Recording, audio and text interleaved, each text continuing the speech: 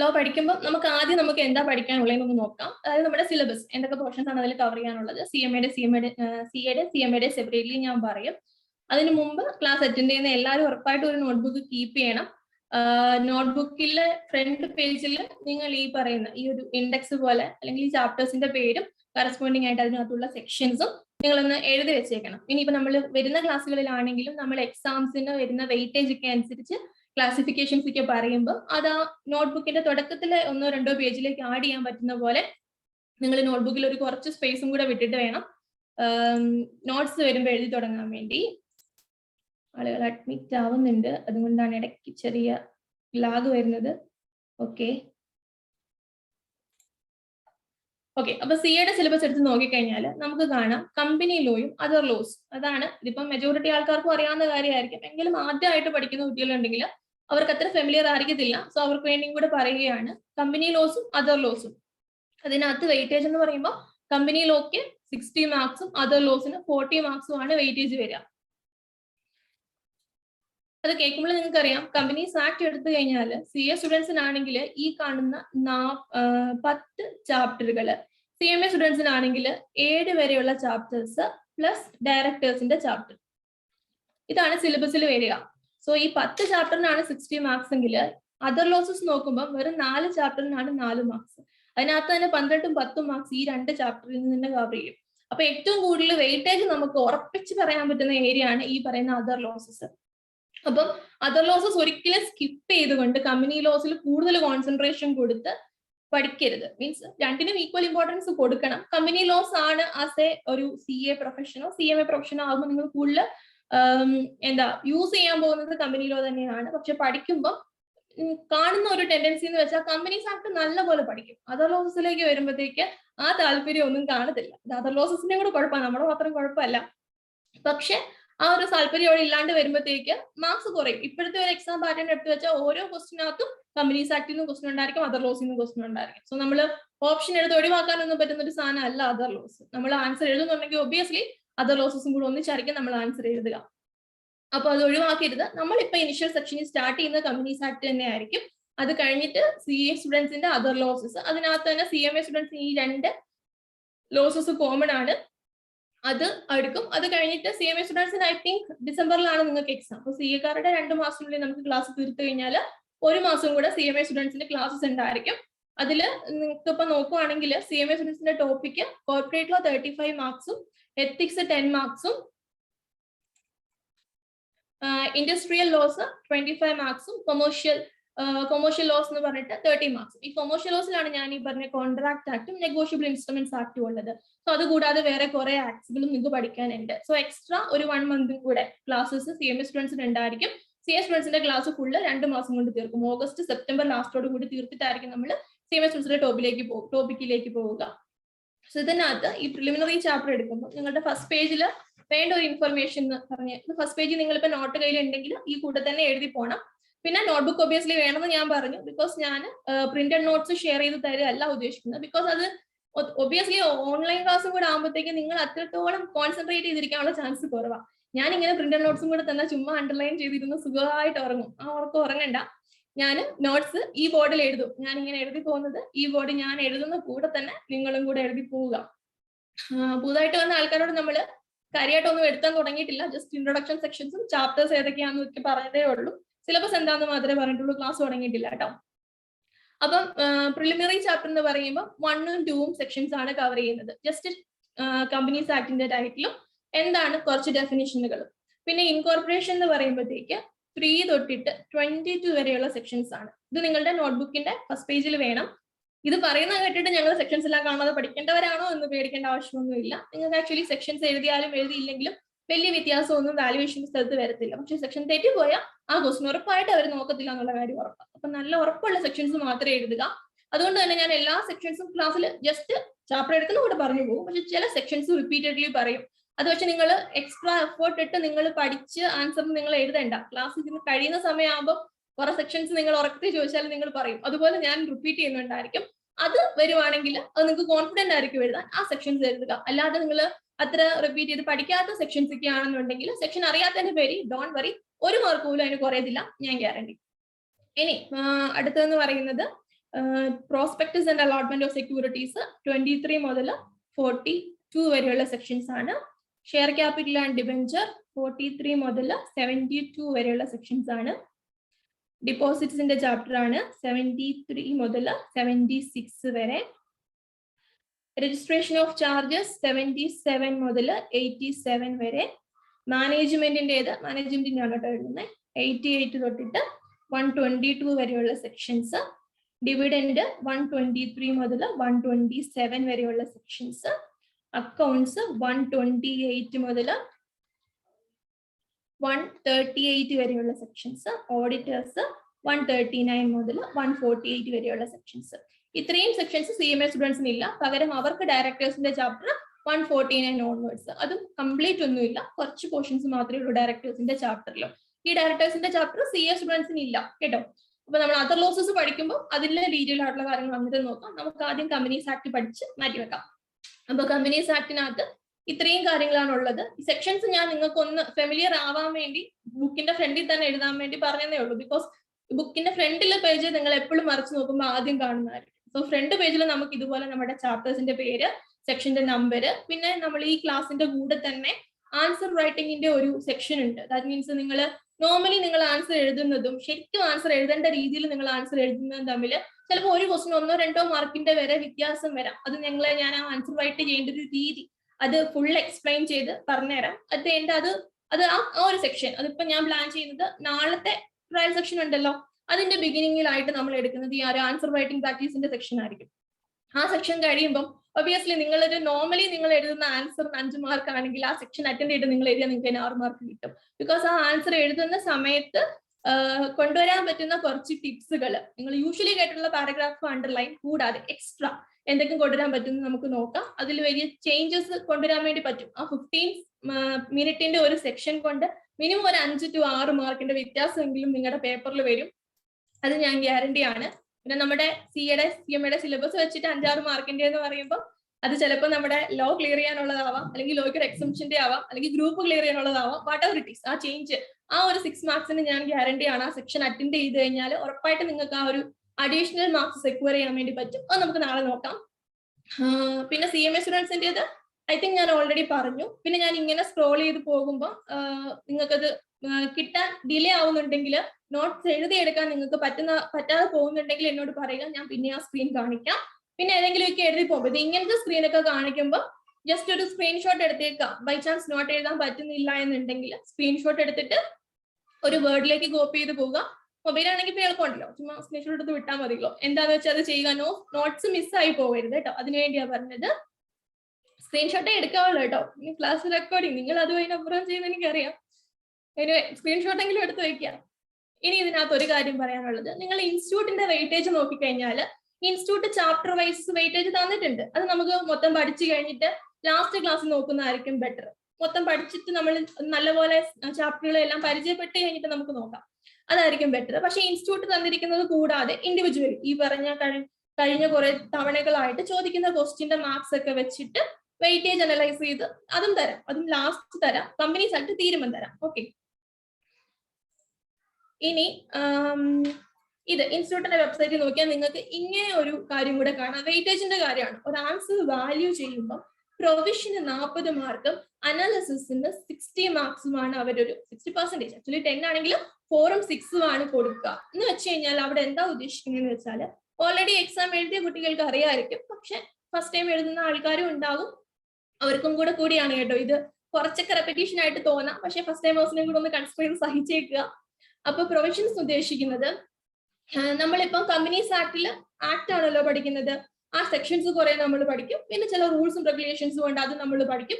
അത് അതുപോലെ നമ്മൾ എഴുതി വെക്കുന്നതിനെയാണ് പ്രൊവിഷൻ എന്ന് പറഞ്ഞ് പേടിക്കേണ്ട. ആക്ടിലെ ലാംഗ്വേജിൽ എഴുതണമെന്നില്ല, നിങ്ങളുടെ ലാംഗ്വേജിൽ തന്നെ നിങ്ങൾക്ക് കൊണ്ടുവരാം. കീവേഡ്സ് മാത്രം ഉൾപ്പെടുത്തിക്കൊണ്ട് നിങ്ങൾക്കത് നിങ്ങളുടെ ലാംഗ്വേജിൽ തന്നെ കൊണ്ടുവരാൻ വേണ്ടി പറ്റും. നിങ്ങളുടെ ലാംഗ്വേജിൽ തന്നെ നിങ്ങൾ എഴുതൂലോ. ഇപ്പോൾ അഡ്മിറ്റ് ആയ കുറച്ച് ആൾക്കാരോട് കാര്യമായിട്ടൊന്നും പറഞ്ഞിട്ടില്ല, ജസ്റ്റ് സിലബസ് എന്താണെന്ന് പറഞ്ഞു, അതിൽ സവർ ചെയ്യുന്ന സെക്ഷൻസ് പറഞ്ഞു.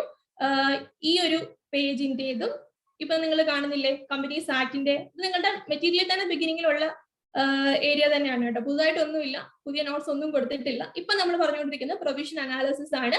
ആൻസർ റൈറ്റ് ചെയ്യുന്ന സമയത്ത് പ്രൊവിഷനും അനാലിസിസ് എന്ന് പറഞ്ഞ് 2 സെക്ഷൻ ആയിട്ടാണ് ഇൻസ്റ്റിറ്റ്യൂട്ട് മാർക്കിന് വാല്യൂ അല്ലെങ്കിൽ ആൻസറിന് മാർക്ക് ഇട്ട് കൊടുക്കുന്നത്. സെക്ഷൻസ് നമ്മൾ അതുപോലെ പഠിച്ച് നിങ്ങളുടേതായ ലാംഗ്വേജിൽ കീവേഡ്സ് ഒക്കെ വെച്ച് പ്രൊഡ്യൂസ് ചെയ്യുന്ന പാരഗ്രാഫിന് 4 മാർക്ക് ആണെങ്കിൽ അനാലിസിസ് എന്ന് പറയുന്ന ഏരിയക്കാണ് 6 മാർക്ക് കൊടുക്കാം.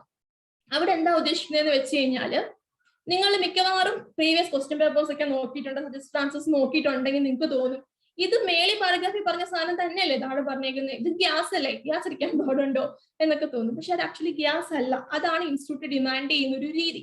നമ്മൾ കമ്പനീസ് ആക്ട് പഠിക്കുമ്പോഴും ഏത് ആക്ട് പഠിച്ചാലും ആക്ട് എന്താണെന്ന് പഠിക്കുന്നതിനേക്കാൾ എല്ലാം മുമ്പ് എന്തിനു വേണ്ടിയാണ് അങ്ങനെ ഒരു ആക്ട് കൊണ്ടുവന്നത് എന്ന് പഠിച്ചിട്ടായിരിക്കും ആക്ട് പഠിക്കുക. അതിന്റെ ഉദ്ദേശം നമുക്ക് ആക്ടിനെ ഇച്ചിരിയും കൂടെ മനസ്സിലാക്കാനും അതിന്റെ ഇന്റൻഷൻ അറിഞ്ഞ് പഠിക്കുമ്പോൾ കോൺസെപ്റ്റുകളെ നമുക്ക് കാണാതെ പഠിക്കേണ്ടി വരത്തില്ല, നമുക്ക് ആ കോൺസെപ്റ്റുകളെ അറിഞ്ഞു പഠിക്കാൻ വേണ്ടി പറ്റും. അതുപോലെ തന്നെ നമ്മൾ ഇവിടെ നോക്കും എന്തുകൊണ്ടാണ് ഇൻസ്റ്റിറ്റ്യൂട്ട് ഇതുപോലെ ഒരു പ്രൊവിഷൻ അനാലിസിസ് എന്ന് പറഞ്ഞിട്ട് അനാലിസിസിന് കൂടുതൽ സ്ട്രെസ് കൊടുത്ത് മാർക്കിംഗ് രീതി അത് ഇൻസ്റ്റിറ്റ്യൂട്ട് ഡിക്ലെയർ ചെയ്തിട്ടുണ്ട് ഇങ്ങനെയാണെന്നുള്ള കാര്യം. എന്തിനായിരിക്കും അങ്ങനെ ഒരു കാര്യം കൊണ്ടുവന്നിട്ടുള്ളത്? നിങ്ങൾ എപ്പോഴെങ്കിലും ചിന്തിച്ചിട്ടുണ്ടോ? ബിക്കോസ് നിങ്ങളൊന്ന് ഓർത്ത് നോക്കിയേ, ഒരു ക്ലയന്റ് നിങ്ങളുടെ ഓഫീസിൽ വന്നിരിക്കുമ്പോൾ നാളെ ക്വാളിഫൈ ചെയ്ത് കഴിഞ്ഞാൽ നിങ്ങൾ ഒന്നെങ്കിൽ ചാർട്ടേഡ് അക്കൗണ്ടന്റ് അല്ലെങ്കിൽ കോസ്റ്റ് അക്കൗണ്ടന്റ് അല്ലെ. നിങ്ങൾ ഒരു ബിസിനസ് സ്ഥാപനത്തിൽ നിങ്ങൾ എംപ്ലോയിഡ് ആണെങ്കിലും നിങ്ങൾ റുട്ടീൻ എംപ്ലോയ്മെന്റ് വർക്ക് കൂടാതെ എന്തെങ്കിലും ഒരു കീ മാനേജ് ഡിസിഷൻസ് എടുക്കേണ്ട സമയത്ത് നിങ്ങളോട് കൺസൾട്ടേഷൻ ചോദിക്കും അല്ലെ. അപ്പൊ നിങ്ങൾ കൺസൾട്ടൻസി സർവീസ് അവിടെ ഓഫർ ചെയ്യും. നിങ്ങൾ ഫേം ഇട്ടാണ് ഇരിക്കുന്നതെങ്കിൽ അവിടെയും ക്ലയൻസ് വരും, അവർക്ക് കൺസൾട്ടൻസി സർവീസസ് നിങ്ങൾ ഓഫർ ചെയ്യേണ്ടതായിട്ടുണ്ട്. സോ ഇങ്ങനെ വരുമ്പോൾ നിങ്ങളൊന്ന് ജസ്റ്റ് ഇമാജിൻ ചെയ്ത് നോക്കിയാൽ നിങ്ങൾ ക്വാളിഫൈ ചെയ്തു, നിങ്ങൾ ചാർട്ടേഡ് അക്കൗണ്ടന്റ് അഥവാ കോസ്റ്റ് അക്കൗണ്ടന്റ് ആണ്. ആലോചിക്കാനൊക്കെ നല്ല രസമുള്ള പരിപാടിയാണല്ലോ. അപ്പൊ നിങ്ങൾ ഇങ്ങനെ ഇരിക്കുന്ന സമയത്ത് ഒരു ക്ലയന്റ് വരുന്നു, സാർ എനിക്ക് ഇന്ന പ്രശ്നങ്ങളുണ്ട്, ഞാനൊരു കമ്പനി ഫോം ചെയ്യാൻ ഉദ്ദേശിക്കുന്നു, ഇന്ന കാര്യങ്ങളാണ് എന്റെ ഇഷ്യൂസ്, ഇതാണെന്നൊക്കെ പറഞ്ഞ് പുള്ളിയുടെ പ്രശ്നങ്ങളൊക്കെ പറയുമ്പോൾ നിങ്ങൾ പ്രൊവിഷൻസിനകത്ത് നിങ്ങൾ കമ്പനീസ് ആക്ടിൽ എക്സ്പേർട്ട് ആണ്, നിങ്ങൾ ഫുള്ള് പഠിച്ചു വെച്ചിരിക്കുകയാണ്, നിങ്ങൾ പ്രൊവിഷൻസ് റെഫർ പോലും ചെയ്യേണ്ട, നിങ്ങൾ പഠിച്ച പ്രൊവിഷൻസ് അതുപോലെ സെക്ഷൻ ബൈ സെക്ഷൻ പറഞ്ഞു കേൾപ്പിച്ചാൽ do you think the client is satisfied? പുള്ളി വെളിയിലോട്ട് ഇറങ്ങിയിട്ട് പറയും ഓ ഏതാണ്ടൊക്കെ അറിയാം, പക്ഷേ അത്ര പോരെ, എന്തോ ചെറിയ കുഴപ്പമുണ്ടെന്ന് പറയും അല്ലെ.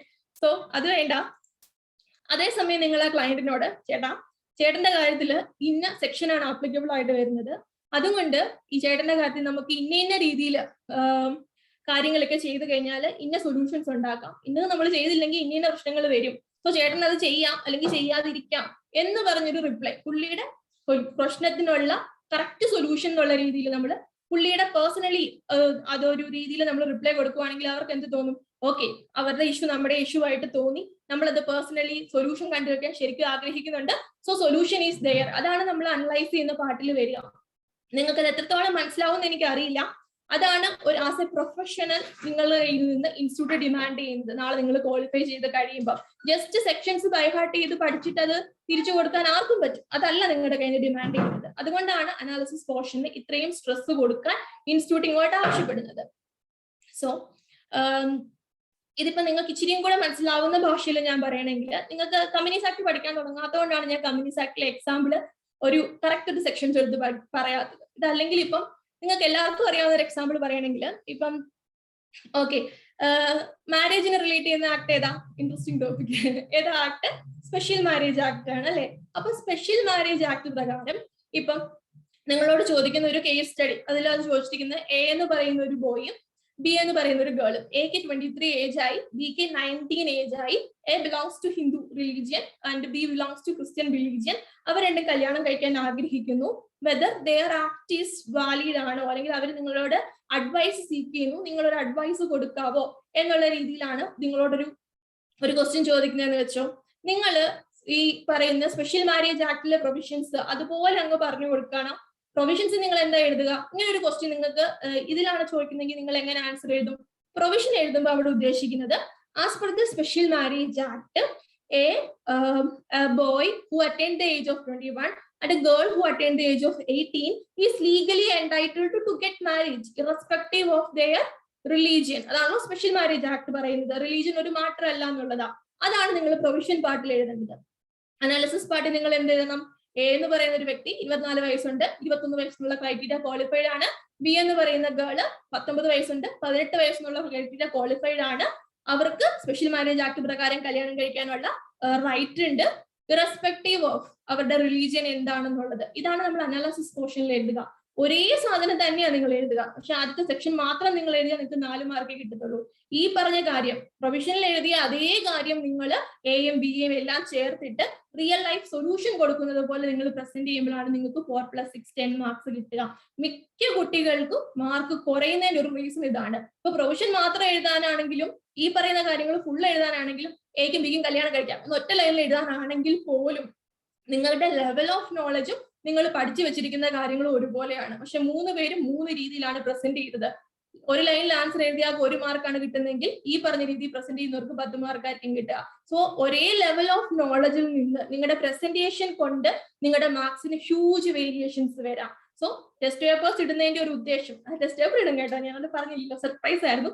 ഞാൻ ഇടയ്ക്കിടയ്ക്ക് ടെസ്റ്റ് പേപ്പർ ഇടും. അങ്ങനെ ചുമ്മാ ക്ലാസ് കേട്ടിട്ട് അങ്ങ് ഇറങ്ങി പോകാനൊന്നും ആരും ഇരിക്കണ്ട. ക്ലാസ് തീരുമ്പോൾ ഓരോ ചാപ്റ്ററിനും ഞാൻ ടെസ്റ്റ് പേപ്പേഴ്സ് ഇടും. ബുദ്ധിമുട്ടിക്കലല്ല കേട്ടോ. ടെസ്റ്റ് പേപ്പറിന്റെ മെയിൻ ഉദ്ദേശം നിങ്ങൾ കണ്ടന്റ് പഠിച്ചോ, നിങ്ങൾ കാണാതെ പഠിച്ചോ, നിങ്ങൾ ക്ലാസ്സിൽ കയറി ഒന്നും അറിയാനല്ല. നിങ്ങളുടെ ഈ ആൻസർ റൈറ്റ് ചെയ്യുന്ന ഒരു പാറ്റേൺ, നിങ്ങളുടെ ലെവൽ ഓഫ് നോളജിൽ നിന്നുകൊണ്ട് നിങ്ങൾക്ക് കിട്ടാൻ പറ്റുന്ന മാക്സിമം സ്കോർ അത് എത്തുക. പ്രസന്റേഷൻ കാരണം നമുക്ക് അതിനൊരു നഷ്ടം ഉണ്ടാവാൻ പാടില്ല, അതിനു വേണ്ടിയാണ്. പിന്നെ ഇപ്പൊ ലാസ്റ്റ് കയറി വന്ന കുറച്ച് ആൾക്കാരുണ്ട്, നിങ്ങളുടെ ക്ലാസ് ഒന്നും മാറിപ്പോയിട്ടില്ല, നമ്മൾ വേറെ ന്യൂസസ് ഒന്നും അല്ല പഠിക്കുന്ന, കമ്പനീസ് ആക്ട് തന്നെയാ. ഒരു എക്സാമ്പിൾ പറഞ്ഞതാ. എക്സാമ്പിൾ നല്ല താല്പര്യമുള്ളവർക്ക് വേണമെങ്കിൽ റെക്കോർഡിംഗ് വരുന്ന സമയത്ത് ഒന്നും കൂടെ തുടക്കത്തിൽ നിന്ന് കേൾക്കാം. ഇനി ഏതായാലും എക്സാമ്പിൾ പറഞ്ഞ സമയം കളയുന്നില്ല. സോ ഈ ഒരു ഇപ്പൊ ഞാൻ പറയുന്നത് ഒരു മിനിയേച്ചർ വേർഷൻ ആണ് നമ്മുടെ ആൻസർ റൈറ്റിംഗ് പ്രാക്ടീസ് സെക്ഷന്റെ. ഇതിന്റെ ഒരു ഫുൾ വേർഷൻ നാളെ രാവിലത്തെ ക്ലാസ്, നാളെ വൈകിട്ട് 7 to 9 ക്ലാസ് ഉണ്ടല്ലോ, അതിന്റെ ബിഗിനിങ് സെക്ഷനിൽ നമുക്ക് വിത്ത് എക്സാമ്പിൾ വിത്ത് പ്രൂഫ് ഞാൻ നിങ്ങൾക്ക് മുമ്പിൽ കാണിച്ചു തരാം എത്രത്തോളം ഡിഫറൻസ് അതിന് വരുമെന്നുള്ള കാര്യം. ഒരു വാല്യൂവറുടെ മൈൻഡിൽ നിന്ന് നിങ്ങളെ ഞാൻ ക്വസ്റ്റിന് മാർക്ക് ഇട്ട് കാണിച്ചു തരാം. ഓക്കെ, ദിസ് ഇസ് ഓൾ വിത്ത് നമ്മുടെ എന്താണ് നമ്മൾ പഠിക്കാൻ പോകുന്നത്. ഇത് ഞാൻ ഇപ്പം തുടക്കത്തിൽ ഞാൻ ഈ പ്രൊവിഷൻ അനാലിസിസ് പറഞ്ഞ കാര്യം, നാളെ തൊട്ട് നിങ്ങൾ പഠിക്കുന്ന ക്വസ്റ്റ്യൻസുകൾ കാണുമ്പോൾ ജസ്റ്റ് ആ പ്രൊവിഷൻസ് മാത്രം ആയിരിക്കരുത് നിങ്ങളുടെ മനസ്സിൽ ചിന്ത വരിക, അനാലിസിസ് പോർഷനും കൂടെ ജസ്റ്റ് ഒന്ന് മനസ്സിലൊന്ന് ചിന്തിച്ചു പോവുക. എഴുതി നോക്കാനുള്ള സമയമൊന്നും ആയിട്ടില്ല, പക്ഷെ ഓരോ ക്വസ്റ്റ്യൻ കാണുമ്പോഴും ആൻസറിനെ കുറിച്ച് ചിന്തിക്കുമല്ലോ, സെക്ഷൻ മാത്രം ചിന്തിക്കരുത്, അതിന്റെ അനലൈസും കൂടെ നിങ്ങൾ ചിന്തിച്ചിട്ടുണ്ടാവണം. അതിനു വേണ്ടിയാ പറയുന്നത്. ഇത്രയും പറഞ്ഞത് ക്ലിയർ ആണല്ലോ? എന്തെങ്കിലും ഡൗട്ട്സോ എന്തെങ്കിലും പ്രശ്നങ്ങളോ ഉണ്ടെങ്കിൽ പറയാവോ? ഇനി ഒന്നും ഇല്ലെങ്കിൽ ഒരു തംസ് അപ്പ് എങ്കിലും ഇടാവോ?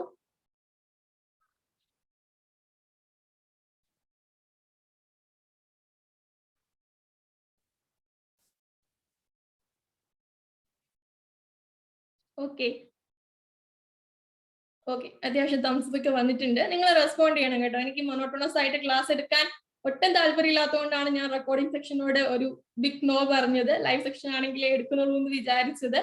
പക്ഷെ നിങ്ങൾ വീഡിയോയും ഓൺ ആക്കാതെ ഒരു സൗണ്ട് പോലും ഇല്ലാതിരിക്കുമ്പം എന്നെ സംബന്ധിച്ച് റെക്കോർഡിങ്ങും ലൈവും തമ്മിൽ ഒരു വ്യത്യാസവും ഫീൽ ചെയ്യുന്നില്ല. സോ ഒന്നെങ്കിൽ കുറച്ചു പേരെങ്കിലും വീഡിയോ ഒന്ന് ഓൺ ആക്കുക, അല്ലെങ്കിൽ ഞാൻ ചോദിക്കുമ്പോൾ അറ്റ്ലീസ്റ്റ് സൗണ്ടിലൊന്ന് മറുപടിയെങ്കിലും പറയുക.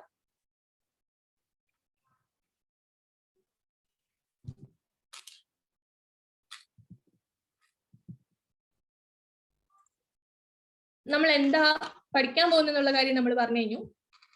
ഇനി നമുക്ക് വേണ്ടത് ഒരു നമ്മൾ ഏത് രീതിയിലാണ് ഇത് പഠിക്കാൻ പോകുന്നുള്ള കാര്യമാണ്. നോർമലി എല്ലാ ക്ലാസ്സസും പോകുന്നത് പോലൊക്കെ തന്നെയാണ് മെജോറിറ്റിയും, എങ്കിലും നമ്മുടെ ക്ലാസ്സിൻ്റെതായ കുറച്ച് സ്ട്രാറ്റജികളും കുറച്ച് ഡിമാൻഡുകളും ഉണ്ട്. അപ്പം ആ ഒരു പാറ്റേണിൽ നിങ്ങൾ പോവുകയാണെങ്കിൽ, അതായത് ഞാൻ പറയുന്ന പോലെ എന്റെ കൂടെ റിവൈസ് ചെയ്ത് ഞാൻ പറയുന്ന കുറച്ച് ചെറിയ ചെറിയ ചെറിയ ആവശ്യങ്ങളൊക്കെ നിറവേറ്റി തന്നു പോവുകയാണെന്നുണ്ടെങ്കിൽ മിനിമം ടൈമിനുള്ളിൽ 50+, അത് നമ്മുടെ മിനിമം. നമ്മൾ 40+ന് വേണ്ടിയല്ല, 50+ന് വേണ്ടിയാണ്. ബിക്കോസ് ലോ എന്ന് പറയുന്നത് ഒരു ഈസി പേപ്പറാണ്. ആ ഒരു ഈസി പേപ്പറിൽ നമ്മൾ ഒരിക്കലും അത് പാസ്സാവാൻ വേണ്ടി ആവരുത്, ഗ്രൂപ്പ് പാസ്സാവാൻ നമ്മൾ എയ്ഡ് ചെയ്യുന്ന ഒരു പേപ്പർ എന്നുള്ള രീതിയിൽ ലോയെ നമ്മൾ കാണണം. ഈസി പേപ്പർ എന്ന് കേൾക്കുമ്പോഴേ ലോയുടെ ബുക്ക് എടുത്ത് വായിച്ചിട്ടിരിക്കുന്നവർ എന്നെ തല്ലാൻ വരും, ആണോ? ബിക്കോസ് അത് ആ ലോയുടെ ലാംഗ്വേജിന്റെ ഒരു പ്രശ്നമാണ്. അത് വായിക്കുമ്പോൾ പെട്ടെന്ന് മനസ്സിലാക്കി എടുക്കാനൊരു ബുദ്ധിമുട്ടുണ്ട്. പക്ഷെ ഇനി ഞാനുണ്ടല്ലോ, ഞാനല്ലേ വായിച്ച് കോൺസെപ്റ്റുകൾ പറഞ്ഞു തരിക, അപ്പൊ ആ പ്രശ്നം തീർന്നു. പിന്നെ ലോയെ സംബന്ധിച്ച് എഴുതി തീരുന്നില്ല എന്നൊരു പ്രശ്നമൊന്നും വരത്തില്ല. അറിയാവുന്ന ആൻസേഴ്സ് ആണെങ്കിൽ അത് ഉണ്ടാക്കി എഴുതാനൊന്നും ഇല്ലാത്തത് കൊണ്ട് ഒബ്വിയസ്ലി നിങ്ങൾക്ക് വിത്തിൻ ദ ടൈം എഴുതി തീർക്കാൻ വേണ്ടി പറ്റും. വെയിറ്റിംഗ് റൂമിൽ ആരെങ്കിലും ഉണ്ടോ എന്ന് നോക്കിക്കോട്ടെ. അപ്പം നമ്മൾ ക്ലാസ്സിൽ യൂസ് ചെയ്യുന്നത് സ്റ്റഡി മെറ്റീരിയൽ ആണ്. അതായത് ലേറ്റസ്റ്റ് May 22 വന്ന സ്റ്റഡി മെറ്റീരിയലിന് പ്ലസ് മെയ്ഡ് RTP ഉണ്ട്, അത് ഞാൻ ആഡ് ചെയ്തോളാം. നിങ്ങളുടെ കയ്യിൽ ഈ ഒരു ലാസ്റ്റ് വന്ന സ്റ്റഡി മെറ്റീരിയൽ ഉണ്ടല്ലോ, അത് ഉണ്ടാവേണ്ടത് നല്ലതാണ്. ഫിസിക്കൽ കോപ്പി ഉണ്ടെങ്കിൽ ബെറ്റർ ആണ്. ഞാൻ സ്റ്റഡി മെറ്റീരിയൽ വൺ സൈഡിൽ ഇടും. സ്റ്റഡി മെറ്റീരിയൽ കാണിച്ചുകൊണ്ട് തന്നെ അതിനകത്തുള്ള കോൺസെപ്റ്റ്സുകളെ ഒരു ഫ്ലോ ചാർട്ട് രൂപത്തിലോ മാക്സിമം സമ്മറൈസ്ഡ് ആയിട്ടുള്ള രൂപത്തിലോ ബോർഡിന്റെ സൈഡിൽ എഴുതും. ഞാൻ എഴുതുന്ന ആ summarised form, flow charts, what ever it is, അത് നിങ്ങൾ നിങ്ങളുടെ നോട്ട്ബുക്കിലേക്ക് റീറൈറ്റ് ചെയ്യണം. നോട്ട് എഴുതാതെ ആരും പോകരുത്. Because at end of the classes നിങ്ങൾക്ക് റിവൈസ് ചെയ്യാനുള്ളത് നോട്ട്ബുക്ക് ആണ്. ഞാൻ എഴുതുന്ന എല്ലാ കാര്യവും നോട്ട്ബുക്കിൽ അതുപോലെ തന്നെ ഉണ്ടെങ്കിൽ നിങ്ങൾക്ക് പിന്നെ റിവൈസ് ചെയ്യാൻ പറ്റത്തുള്ളൂ. അപ്പൊ കംപ്ലീറ്റ് നോട്ട്സ് എഴുതുക. നോട്ട്സ് സഫീഷ്യന്റ് ആയിരിക്കണം. നോട്ട്സ് സഫീഷ്യന്റ് എന്ന് പറയുമ്പോൾ എങ്ങനെയാണ് നോട്ട്സിന്റെ സഫീഷ്യൻസി ടെസ്റ്റ് ചെയ്യുക? ഒരു 3 ദിവസം കഴിഞ്ഞ് തുറന്നു നോക്കുമ്പോൾ ആദ്യം നിങ്ങൾക്ക് മനസ്സിലാവണം. പിന്നെ അത് മാത്രം പോരാ, നിങ്ങൾ ആ നോട്ട്സ് വെച്ചിട്ട് നിങ്ങളുടെ ഒരു ഫ്രണ്ടിനെ പഠിപ്പിക്കാൻ ശ്രമിക്കാന്ന് വെച്ചോ, ആ ഫ്രണ്ടിന് വിത്ത് എക്സാമ്പിൾ സഹിതം ആ കോൺസെപ്റ്റ്സ് കംപ്ലീറ്റ് പറഞ്ഞു കൊടുക്കാനുള്ള അത്രയും സാധനം നിങ്ങളുടെ നോട്ട്ബുക്കിൽ നിങ്ങൾ എഴുതി വെച്ചിട്ടുണ്ടെങ്കിൽ ആ നോട്ട് സഫീഷ്യന്റ് ആണ്. ബിക്കോസ് ക്ലാസ് കഴിഞ്ഞ 10-15 ദിവസം കഴിയുമ്പോൾ നിങ്ങൾ ആ ഫ്രണ്ടിനെ പോലെ തന്നെയാണ് വേറെ ആരോ ക്ലാസ് അറ്റൻഡ് ചെയ്ത് വേറെ ആരോ നോട്ട് വായിക്കുന്ന ആ അവസ്ഥയിലായിരിക്കും. പക്ഷെ നമ്മുടെ ക്ലാസ്സിൽ ആ ഒരു പ്രശ്നം ഉണ്ടാവാതിരിക്കാൻ ഞാൻ എന്റെ കഴിവിന്റെ പരമാവധി ശ്രമിക്കും. ഇതുപോലെ ഇരിക്കരുത്, എന്നോടൊന്ന് റെസ്പോണ്ട് ചെയ്യണം എന്തെങ്കിലുമൊക്കെ ചോദിക്കുമ്പോൾ. അതാണ് എന്റെ ഡിമാൻഡ്. ഓക്കെ, അപ്പൊ സ്റ്റഡി മെറ്റീരിയലിന്റെ കാര്യം പറഞ്ഞു, അതാണ് യൂസ് ചെയ്യുന്നത്. നോട്ട് എഴുതി പോവുക. പിന്നെ നമ്മൾ കവർ ചെയ്യുന്ന സാധനങ്ങൾ, ദാറ്റ് മീൻസ് നമ്മൾ സ്റ്റഡി മെറ്റീരിയൽ മാത്രമല്ല കവർ ചെയ്യുന്നത്. സ്റ്റഡി മെറ്റീരിയലിന്റെ അടിയിൽ ഒബിയസ്ലി നിങ്ങൾക്ക് കുറച്ച് ക്വസ്റ്റ്യൻസ് ഉണ്ട്.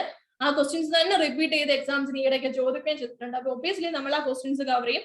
അതുകൂടാതെ നമ്മൾ കവർ ചെയ്യുന്ന സാധനമാണ് നമ്മുടെ RTP. ഇത് May 22 RTPയും November 21 RTPയും കവർ ചെയ്യും. ഈ എക്സാമിന് RTP വന്നിട്ടില്ലല്ലോ, അതപ്പം വരുന്ന സമയത്ത്, അതായത് ഏകദേശം ഒരു എക്സാമിന് 10-15 ദിവസം മുമ്പായിട്ട് നമുക്ക് ആ RTP കവർ ചെയ്യാം. ബിക്കോസ് അതൊരു റിവിഷനും കൂടെ ആയിട്ട് വർക്ക് ചെയ്യും. അല്ലെ, നിങ്ങളായിട്ട് ഇനിഷ്യേറ്റീവ് എടുത്ത് ഇടയ്ക്ക് ഒരു റിവിഷൻ ചെയ്തില്ലെങ്കിൽ ഞാനായിട്ട് ചെയ്തു തരാം. പേടിക്കേണ്ട, അത് പേടൊന്നും ആയിരിക്കത്തില്ല. ഫ്രീ ആയിട്ട് ഞാൻ ക്ലാസ് തരാം. അപ്പൊ ആ റിവിഷനും കൂടെ നമുക്ക് അന്നേരം കവർ ചെയ്യാൻ വേണ്ടി ആ RTP വെക്കാം. ഇപ്പം RTP എന്ന് ഉദ്ദേശിക്കുന്നത് നമ്മൾ RTPക്കകത്തെ എല്ലാ ക്വസ്റ്റ്യൻസും, ഈ 2 RTPക്കകത്തെ എല്ലാ ക്വസ്റ്റ്യൻസും ഓരോ ചാപ്റ്റർ തീരുന്ന കൂട്ടത്തിൽ നമ്മൾ കവർ ചെയ്തായിരിക്കും പോവുക. ഇനി മോക്ക് ടെസ്റ്റ് നിങ്ങൾക്ക് അറിയായിരിക്കും. എല്ലാ എക്സാംസിനും മുമ്പ് ഇൻസ്റ്റിറ്റ്യൂട്ടിൽ നിന്ന് 2 മോക്ക് ടെസ്റ്റുകൾ ഇടാറുണ്ട്. കഴിഞ്ഞ എക്സാമിന് 2 മോക്ക് ടെസ്റ്റിലെ ക്വസ്റ്റ്യൻസും നമ്മൾ എല്ലാ ചാപ്റ്ററും തീരുമ്പോൾ ഡിസ്കസ് ചെയ്യും. ഇനി വരാൻ പോകുന്ന മോക്ക് ടെസ്റ്റിൽ നമ്മൾ ഈ RTPയുടെ കൂടെ നമുക്ക് ആ മോക്ക് ടെസ്റ്റിനെയും കൂടെ കവർ ചെയ്യാം. പിന്നെ previous year, previous year cover ചെയ്യുന്നില്ല, അതിനു മുമ്പുള്ള നവംബറിലെയും മെയ്യിലെയും പ്രീവിയസ് ഇയർ ക്വസ്റ്റ്യൻസും കൂടെ കവർ ചെയ്യാം. സോറി, ഒരു മിനിറ്റ്, ഞാൻ അക്സെപ്റ്റ് ചെയ്യുന്നുണ്ടെങ്കിലും പാർട്ടിസിപ്പൻസിന്റെ എണ്ണം കൂടുന്നില്ല. I don't know what is happening.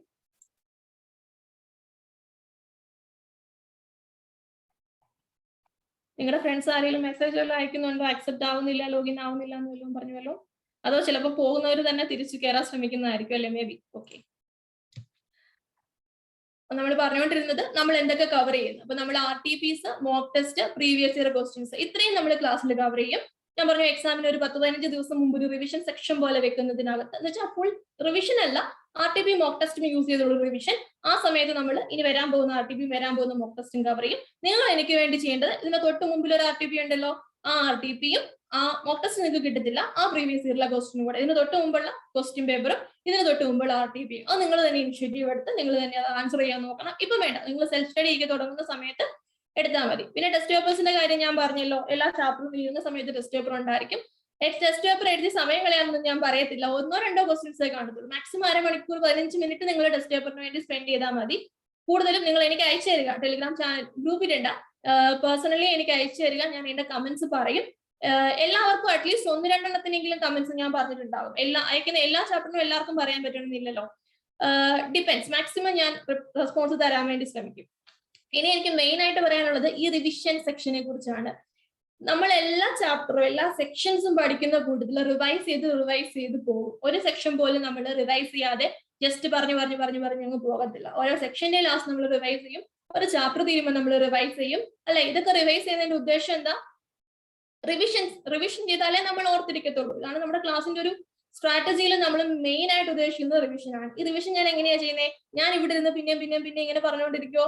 ഉണ്ടാവത്തില്ല, വെറുതെ. നിങ്ങൾ ഒരു മനുഷ്യൻ പോലും മിണ്ടാതെ ഇങ്ങനെ ഇരിക്കാനാണ് ഉദ്ദേശമെങ്കിൽ പയ്യെ റിവിഷൻ സെക്ഷൻ അങ്ങ് ഇല്ലാണ്ടാകും. ഞാൻ ഒരു റെക്കോർഡഡ് വീഡിയോയിൽ പറയുന്ന പോലെ ഇങ്ങനെ പറഞ്ഞു പോകും. അത് ഉണ്ടാവാതിരിക്കണമെങ്കിൽ ഞാൻ ഒരു സെക്ഷൻസ് പഠിപ്പിച്ചു കഴിയുമ്പോൾ ഞാൻ ക്വസ്റ്റ്യൻ ആയിട്ട് ചോദിക്കും, അല്ലെ? ദാറ്റ് മീൻസ് ക്വസ്റ്റ്യൻ ചോദിക്കുമ്പോൾ ആൻസർ പറയാൻ ഓക്കെ ഫൈൻ. ചാറ്റിൽ എന്തൊക്കെയോ ഒന്ന് കിടപ്പുണ്ട്, ഞാനത് കണ്ടിട്ടില്ല. ആരെങ്കിലും എന്തെങ്കിലും ക്വറീസ് ആണോ? ഓക്കെ, സോറി, ഞാൻ ചാറ്റിന്റെ കാര്യം മറന്നുപോയി. Okay, how many daily hours ആയിരുന്നു ഒരു ക്വസ്റ്റൻ ഉള്ളത്. ബാക്കിയെല്ലാം തംസ് അപ്പും കാര്യങ്ങളൊക്കെയാണ്. Thank you. ഡെയിലി അവേഴ്സ് എന്ന് പറഞ്ഞല്ലോ, മോക്ക് സെക്ഷൻ മാത്രം 2 അവർ, പിന്നെ നാളെ തൊട്ടല്ല, 1-ാം തീയതി തൊട്ടാണ് നമ്മുടെ റെഗുലർ ക്ലാസ് എടുക്കുക. അത് 3 അവേഴ്സ് ആയിരിക്കും. അതിൽ നിങ്ങൾ കമന്റിൽ തന്നെ നിങ്ങൾ ഇട്ടോ, ഞാൻ വായിച്ചോളാം. 6:30 to 9:30 ആണോ വേണ്ടത്? 7 to 10 ആണോ വേണ്ടതെന്നുള്ളത്. ഈ ഒരു ഫ്ലെക്സിബിലിറ്റിയേ ഉള്ളൂ. പിന്നെ അതിന്റെ കൂട്ടത്തിൽ എനിക്കൊരു കാര്യം പറയാനുള്ളത്, എനിക്കറിയാം ഈ ഒരു ടൈമിങ്ങിൽ തന്നെ നിങ്ങൾക്ക് വേറെ പല ക്ലാസ്സുകളും ഉണ്ടാവും. അപ്പൊ അത് അറ്റൻഡ് ചെയ്യുന്ന പ്രശ്നങ്ങളൊക്കെ കുറച്ച് പേര് എന്നോട് പറഞ്ഞിട്ടുണ്ട്. അപ്പം നമുക്ക് റെക്കോർഡഡ് ക്ലാസ്സസ് അവൈലബിൾ ആണ്. ഓരോ ക്ലാസ്സും കഴിഞ്ഞു കഴിയുമ്പോഴത്തേക്ക് അതിന്റെ റെക്കോർഡിങ് ഇത്ര നാൾ വരെ എന്നുള്ള രീതിയിൽ നിങ്ങൾക്ക് സൂം റെക്കോർഡിങ് കാണാൻ വേണ്ടി പറ്റും. അപ്പൊ നിങ്ങൾക്ക് ആ ക്ലാസ്സും ഈ ക്ലാസ്സും ഇല്ലാത്ത സമയം നോക്കി ലൈവ് തന്നെ കയറുക. ബിക്കോസ് ലൈവ് കാണുന്നതും റെക്കോർഡിങ് കാണുന്നതും തമ്മിൽ നല്ല വ്യത്യാസമുണ്ട്. എനിക്കറിയാം, ഞാനും ക്ലാസ് കേൾക്കുന്ന ആളാണ്. അപ്പൊ ഞാൻ റെക്കോർഡിങ് കാണുന്ന അവസ്ഥ എനിക്കറിയാം. സ്കിപ്പ് ചെയ്തു സ്പീഡ് കൂട്ടിയും അപ്പൊ അതിന്റെ ബെനിഫിറ്റ് കുറവായിരിക്കും. സോ അതുകൊണ്ട് നിങ്ങൾ ആ ക്ലാസ്സസ് ഇല്ലാത്ത സമയത്ത് ഇത് കാണുക. ഇടയ്ക്കൊക്കെ അതിന്റെ റെക്കോർഡിങ് കാണുക. എപ്പോഴും എന്റെ റെക്കോർഡിങ് മാത്രം കാണുള്ളത്. അപ്പൊ മാക്സിമം ലൈവിൽ കയറുക. അല്ലാത്തപ്പോൾ നിങ്ങൾക്ക് റെക്കോർഡിംഗ് ക്ലാസ് കാണാം. ഈ സമയത്ത് വരെ ക്ലാസ് ഉള്ളതിന്റെ പേര് പേടിക്കേണ്ട. ഈ ക്ലാസ്സിന്റെ ബെനിഫിറ്റ് കിട്ടുന്ന രീതിയിൽ നമുക്ക് പ്ലാൻ ചെയ്യാം. എന്തെങ്കിലുമൊക്കെ ക്വറീസ് ഉണ്ടെങ്കിൽ ജസ്റ്റ് എനിക്ക് ടെലിഗ്രാം ചെയ്യുകയോ വിളിക്കുകയോ ചെയ്താൽ മതി, ഞാൻ റെസ്പോണ്ട് ചെയ്തോളാം. ഓക്കെ. അപ്പൊ നമ്മളിവിടെ പറഞ്ഞു നിർത്തിയത് ഇന്ററാക്റ്റീവ് സെക്ഷൻസ്. ഇതിനകത്ത് ഞാൻ പറഞ്ഞു, ഞാൻ ഓരോ സെക്ഷൻസ് തീരുമ്പോൾ ക്വസ്റ്റ്യൻ ചോദിക്കും. ക്വസ്റ്റ്യൻ ചോദിക്കുമ്പോൾ ആൻസർ പറയാൻ ഇപ്പൊ നമ്മൾ ഓഫ്ലൈൻ ക്ലാസ് ആണെങ്കിൽ പോലും മടിക്കുന്ന കുറെ ആൾക്കാർ കാണും, അല്ലെ? ഞാൻ പറയുന്ന പൊട്ടത്തരാണെങ്കിലോ, പൊട്ടത്തരം പറയാൻ ഇതിനേക്കാളും വലിയ അവസരം ഉണ്ടോ? ഓൺലൈൻ ക്ലാസ് ആണ്, അൺമ്യൂട്ട് ചെയ്ത് വെച്ച് നിങ്ങൾ പറയുമ്പോൾ എനിവേ ഒത്തിരി പേര് ഒന്നിച്ച് കൂട്ടത്തിപ്പാട്ടും വെള്ളത്തിപ്പൂട്ടാകുമ്പോൾ സൂമിന് കൺഫ്യൂഷൻ ആവും. അവർ കറക്റ്റ് ആയിട്ട് ആരുടെയും പേര് എഴുതി കാണിക്കത്തില്ല. ഇനി കാണിച്ചാൽ തന്നെ നിങ്ങളുടെ പേരല്ലാതെ വേറൊന്നും എനിക്ക് അറിയത്തുമില്ല. ഇപ്പൊ ഞാൻ എന്ത് വിചാരിക്കുന്നവർക്ക് ആരും പൊട്ടത്തരം പറയാൻ പഠിക്കേണ്ട. ഞാൻ ഇതിന് മുമ്പുള്ള ക്ലാസ്സുകളിലും മീൻസ് യൂട്യൂബ് ക്ലാസ്സസ് ഒക്കെ പറഞ്ഞിട്ടുണ്ട്, നമ്മള് പറഞ്ഞ് തെറ്റിച്ച് തിരുത്തി പോകുന്ന കാര്യങ്ങളാണ് നമ്മുടെ മനസ്സിൽ ഏറ്റവും കൂടുതൽ നിൽക്കുക. So feel free to say പൊട്ടത്തരം, നോ ഇഷ്യൂസ് വിത്ത് ഇറ്റ്. ഞാൻ ഇടയ്ക്ക് പൊട്ടത്തരങ്ങളൊക്കെ പറയും, അപ്പം അതും അങ്ങ് ക്ഷമിച്ചേക്കണം, ഗീവ് ആൻഡ് ടേക്ക്. അപ്പം ഇന്ററാക്റ്റീവ് സെക്ഷൻ ഞാൻ ഉദ്ദേശിക്കുന്നത് നിങ്ങളോട് ഞാൻ ഫൗണ്ടേഷൻ ലെവലിൽ പഠിച്ചതോ അല്ലെങ്കിൽ GK ഒന്നും അല്ല നിങ്ങളോട് ഞാൻ ചോദിക്കാൻ പോകുന്നത്. ഒരു വിത്തിൻ ഒരു 20 മിനിറ്റ്സ് ടൈം ഫ്രെയിമിന് മുമ്പ് ഞാൻ പഠിച്ച കാര്യങ്ങൾ എന്താണെന്നൊരു ക്വസ്റ്റ്യൻ രൂപത്തിൽ ഞാൻ നിങ്ങളോട് ചോദിക്കും. അത്രേ ഉള്ളൂ. വേറെ ഒന്നും ഞാൻ ഡിമാൻഡ് ചെയ്യുന്നില്ല. മെമ്മറി അല്ലെ, ഒരു 20 മിനിറ്റ് ഓർത്തിരിക്കാനുള്ള മെമ്മറി ഏത് കൊച്ചു കുഞ്ഞിനും ഉണ്ട്. ചിലപ്പോൾ തുടക്കത്തിൽ നിങ്ങൾക്ക് പറയാൻ പറ്റത്തില്ല, പിന്നെ ശ്രമിച്ചുകൊണ്ടിരിക്കുക. ഓരോ തവണ ശ്രമിക്കുന്ന അനുസരിച്ച് നിങ്ങൾക്കത് കൊണ്ടുവരാൻ വേണ്ടി പറ്റും. ബിക്കോസ് നിങ്ങൾ ഒരു സൈഡിൽ നിന്ന് ചുമ്മാ ഇങ്ങനെ കേട്ടോണ്ടിരിക്കുമ്പോൾ പാസീവ് ലിസണിങ് ആയിട്ട് പോകും. അത് മാറ്റി ആക്റ്റീവ് ലിസണിങ് ആക്കാം. അതിന് നമുക്ക് കുറച്ച് ടെക്നിക്കുകളൊക്കെ ഉണ്ട്. അതൊക്കെ അവിടെ നിൽക്കട്ടെ, അത് നമുക്ക് വഴിയേ വരാം, അല്ലെ? ഇപ്പൊ ഫ്രീ സെക്ഷൻ എല്ലാവരും കേട്ടിട്ട് പോയാലും ക്ലാസ് പേ ചെയ്ത് കേൾക്കുന്നവർക്ക് എന്തെങ്കിലും ആഡോൺസ് വേണ്ടേ? സോ അവർക്ക് വേണ്ടി സീക്രട്സുകൾ നമുക്ക് ഇച്ചിരി കീപ്പ് ചെയ്ത് വെക്കാം. അപ്പൊ ഇതാണ് നമ്മുടെ ഒരു പാറ്റേൺ. ഇത്രയും സാധനങ്ങളാണ് നമ്മൾ കവർ ചെയ്യുന്നത്. മെയിൻ ഫോക്കസ് നോട്ട്ബുക്ക് ഉണ്ടായിരിക്കണം. പ്ലസ് നോട്ട്ബുക്ക് എന്ന് പറഞ്ഞാൽ ലൂസ് ഷീറ്റ്സ് കീപ്പ് ചെയ്യുന്നവർക്ക് കുഴപ്പമില്ല. എന്റെ കാര്യത്തിൽ ഞാൻ പഠിച്ചുകൊണ്ടിരുന്ന സമയത്ത് ലൂസ് ഷീറ്റ്സ് ഒക്കെ കീപ്പ് ചെയ്ത് കഴിഞ്ഞാല് ഒന്നാമത് കുറച്ച് കഴിയുമ്പോൾ കാണത്തില്ല. അത് കഴിഞ്ഞിട്ട് എങ്ങാനും കണ്ടാൽ തന്നെ അതിങ്ങനെ പൊക്കി പിടിച്ച് നോക്കുമ്പോഴത്തേക്ക് ഈ ഒരു കോർണർ ഇല്ലേ, ഈ കോർണർ ഇവിടെ കാണത്തില്ല. എന്താ സംഭവം? അപ്പനും അമ്മയൊക്കെ ഫോൺ വിളിച്ചോണ്ടിരുന്നിട്ട് ആടെല്ലാം നമ്പരൊക്കെ എഴുതി വെച്ചിട്ട് അത് കീറിക്കൊണ്ട് പോകും. ഈ സൈഡിൽ ഒന്നുമില്ല, അവരത് നോക്കും. എന്റെ ബാക്ക് സൈഡിൽ ഞാൻ എഴുതി വെച്ചിരിക്കുന്ന നോട്ട്സിനെ കുറിച്ചൊന്നും അവർ ബോധേടല്ല. പിന്നെ ഇപ്പോഴത്തെ പേരൻസിന് കുഴപ്പമില്ല, എല്ലാവർക്കും ഫോൺ വിളിക്കുമ്പോൾ തന്നെ നമ്പറൊക്കെ സേവ് ചെയ്യാനുള്ള സെറ്റപ്പ് ഒക്കെ അറിയാം. എന്റെ പേരൻസും ഇപ്പൊ അറിയാം. അതുകൊണ്ട് ഇപ്പൊ അങ്ങനെ പ്രശ്നമൊന്നുമില്ല. എനിവേ ലൂസ് ഷീറ്റ്സ് ഉള്ളവര് അത് വെൽ മെയിൻറ്റൈൻഡ് ആയിരിക്കണം. നോട്ട്ബുക്കിൽ എഴുതുന്നവര് നോട്ട്ബുക്സിന്റെ സമ്മറി നോട്ട്സ് നിങ്ങൾ ഉണ്ടാക്കുമല്ലോ. എനിവേ സമ്മറി നോട്ട്സ് ഉണ്ടാക്കണം. അതെങ്ങനെയാണെന്ന് ഞാൻ പറഞ്ഞുതരാം. അപ്പൊ സമ്മറി നോട്ട്സ് നിങ്ങൾ ലൂസ് ഷീറ്റ്സിൽ കീപ്പ് ചെയ്തോ, പക്ഷെ ഒരു നോട്ട്ബുക്കിൽ തന്നെ എഴുതി പോകുന്നതായിരിക്കും ബെറ്റർ. പിന്നെ നിങ്ങൾ ഇഷ്ടം, ഞാൻ പറയുന്ന മെജോറിറ്റിയും എന്റെ സജഷൻസ് ആണ്. അതിനേക്കാളും ബെറ്റർ ആയിട്ട് നിങ്ങൾക്ക് ഒരു ഓപ്ഷൻ ഉണ്ടെങ്കിൽ ഒബിയസ്ലി നിങ്ങൾക്ക് അത് കൊണ്ടുപോകാം കേട്ടോ, അതിന് കുഴപ്പമൊന്നുമില്ല. ഇനി നമുക്ക് തുടങ്ങാം. നമ്മുടെ സ്ട്രാറ്റജിയും ഇൻട്രോഡക്ടറി സെക്ഷനും എല്ലാം കഴിഞ്ഞു. നമ്മൾ പഠിക്കാൻ പോകുന്ന സാധനം എന്താണെന്ന് തുടങ്ങാം. അതില്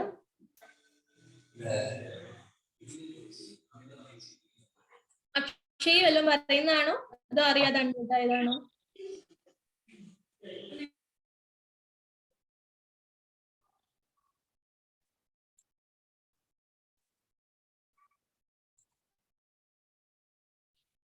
ഓക്കെ, എനിക്കൊന്നുമില്ല.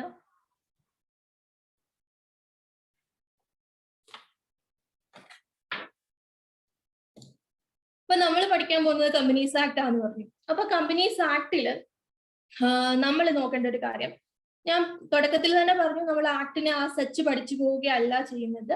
കമ്പനീസ് ആക്ട് എടുത്തിട്ട് എന്തിനു വേണ്ടിയാണ് ഇങ്ങനെ ഒരു ആക്ട് കൊണ്ടുവന്നിരിക്കുന്നത് എന്ന് നമ്മൾ നോക്കും. ഫോർ എക്സാമ്പിൾ, നമ്മൾക്കിപ്പം ഒരു ബിസിനസ് സ്ഥാപനം തുടങ്ങുമ്പോൾ നമ്മുടെ ഫ്രണ്ടിൽ കുറേയേറെ ഓപ്ഷൻസ് ഉണ്ട്. പ്രൊപ്രൈറ്റർഷിപ്പ് ആവാം, പാർട്ട്ണർഷിപ്പ് ആവാം, കമ്പനി ആവാം, അല്ലെ?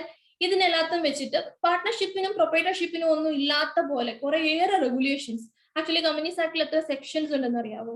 470 സെക്ഷൻസ്. അതുപോലെ തന്നെ റൂൾസ്, ഇനി ഇതൊന്നും പാലിച്ചില്ലെങ്കിലോ ചെറിയ എമൗണ്ട് ഒന്നുമല്ല, ലക്ഷക്കണക്കിന് ലക്ഷങ്ങളും തൗസൻഡ്സിലും ഒക്കെ ഇഷ്ടം പോലെ പെനാലിറ്റീസ്, ഇങ്ങനെ കുറേയേറെ കാര്യങ്ങൾ കമ്പനീസ് ആക്ടിൽ കവർ ചെയ്യുന്നുണ്ട്. സോ എന്തുകൊണ്ടാണ് കമ്പനിയുടെ മേളിൽ മാത്രം ഇത്രയും റെഗുലേഷൻസും റെസ്ട്രിക്ഷൻസും കൊണ്ടുവച്ചിരിക്കുന്നത്? അത് മാത്രമല്ല നമ്മുടെ ചോദ്യം പറയുന്നത്, എന്തുകൊണ്ടാണ് ഇത്രയും ഓപ്ഷൻസ് ഉള്ളപ്പോൾ ഈ പ്രൊപ്പറേറ്റർഷിപ്പ് ആയിട്ടോ പാർട്ട്ണർഷിപ്പ് ആയിട്ടോ ഒക്കെ തുടങ്ങാനുള്ള ഓപ്ഷൻസ് ഉണ്ടല്ലേ, അതായിട്ട് ഏതെങ്കിലും ഫോമില തുടങ്ങുന്നെങ്കിൽ ഈ കമ്പനിയുടെ മേളിൽ വരുന്ന പോലെ സെക്ഷൻസും, അത് ചെയ്തില്ലെങ്കിൽ ഇതുപോലെ ഇംപ്രസൺമെന്റും ലക്ഷക്കണക്കിന് പെനാലിറ്റിയും പ്രശ്നമൊന്നും ഇല്ലല്ലോ. എന്നിട്ടും ആളുകൾ എന്തിനാ കമ്പനി ഫോം പ്രിഫർ ചെയ്യുന്നത്? എന്തുകൊണ്ടാണ് കമ്പനിക്ക് ഇത്ര പ്രിഫറൻസ്? ആർക്കും ഇല്ലയോ ഒന്നും പറയാൻ? എന്തെങ്കിലും പറയാൻ പറ്റുമോ? Why company form is so preferred?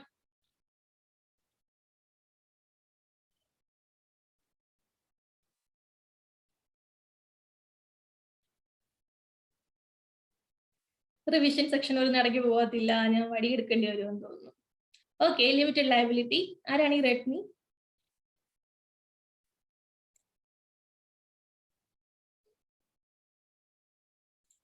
Okay, limited liability അതൊരു ഫാക്ട് ആണ്. പിന്നെ അപ്പൊ നമുക്ക് LLP ഉണ്ടല്ലോ, ലിമിറ്റഡ് ലയബിലിറ്റി പാർട്ട്ണർഷിപ്പ് അല്ലേ? ഓക്കെ, ഞാൻ തന്നെ പറയാം. അപ്പൊ നിങ്ങളൊരു ബിസിനസ് സ്ഥാപനം തുടങ്ങാൻ വേണ്ടി പ്ലാൻ ചെയ്യുന്നു എന്ന് വിചാരിക്കാം. ഇങ്ങനെയാണെങ്കിൽ ഞാൻ ഇതിനകത്തുനിന്ന് കുറച്ച് പേരുടെ പേരുകൾ കടമെടുക്കുകയാണ്.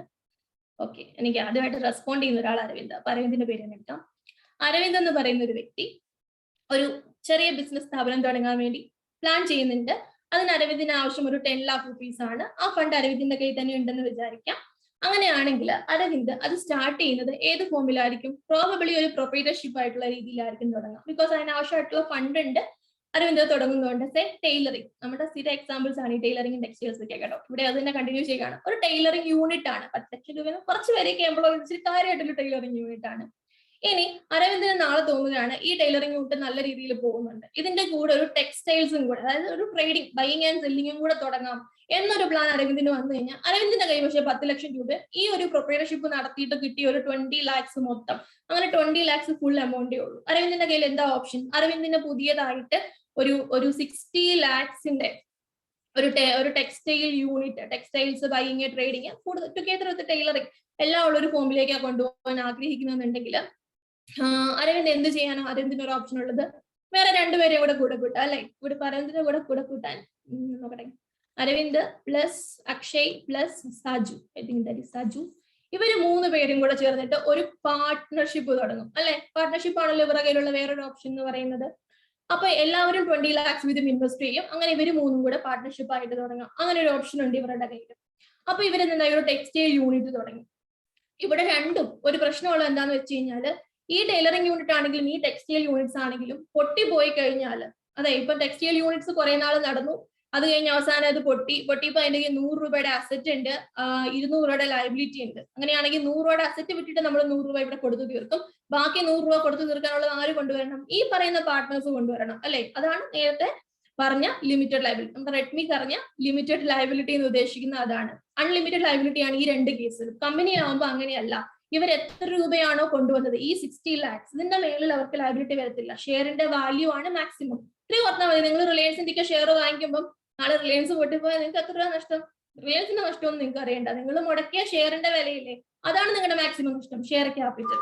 അപ്പൊ കമ്പനി ഫോമിലേക്ക് വരുമ്പോഴത്തേക്ക് ലിമിറ്റഡ് ലയബിലിറ്റി ആണ്. നമ്മൾ കമ്പനി ഫോമിൽ ഒരു എക്സാം എഴുതാം. For example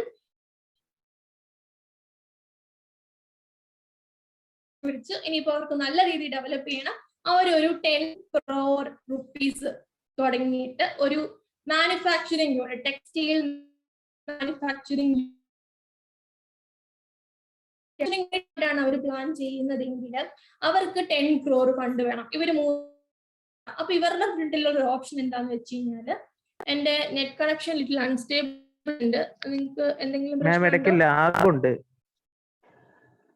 Okay, fine.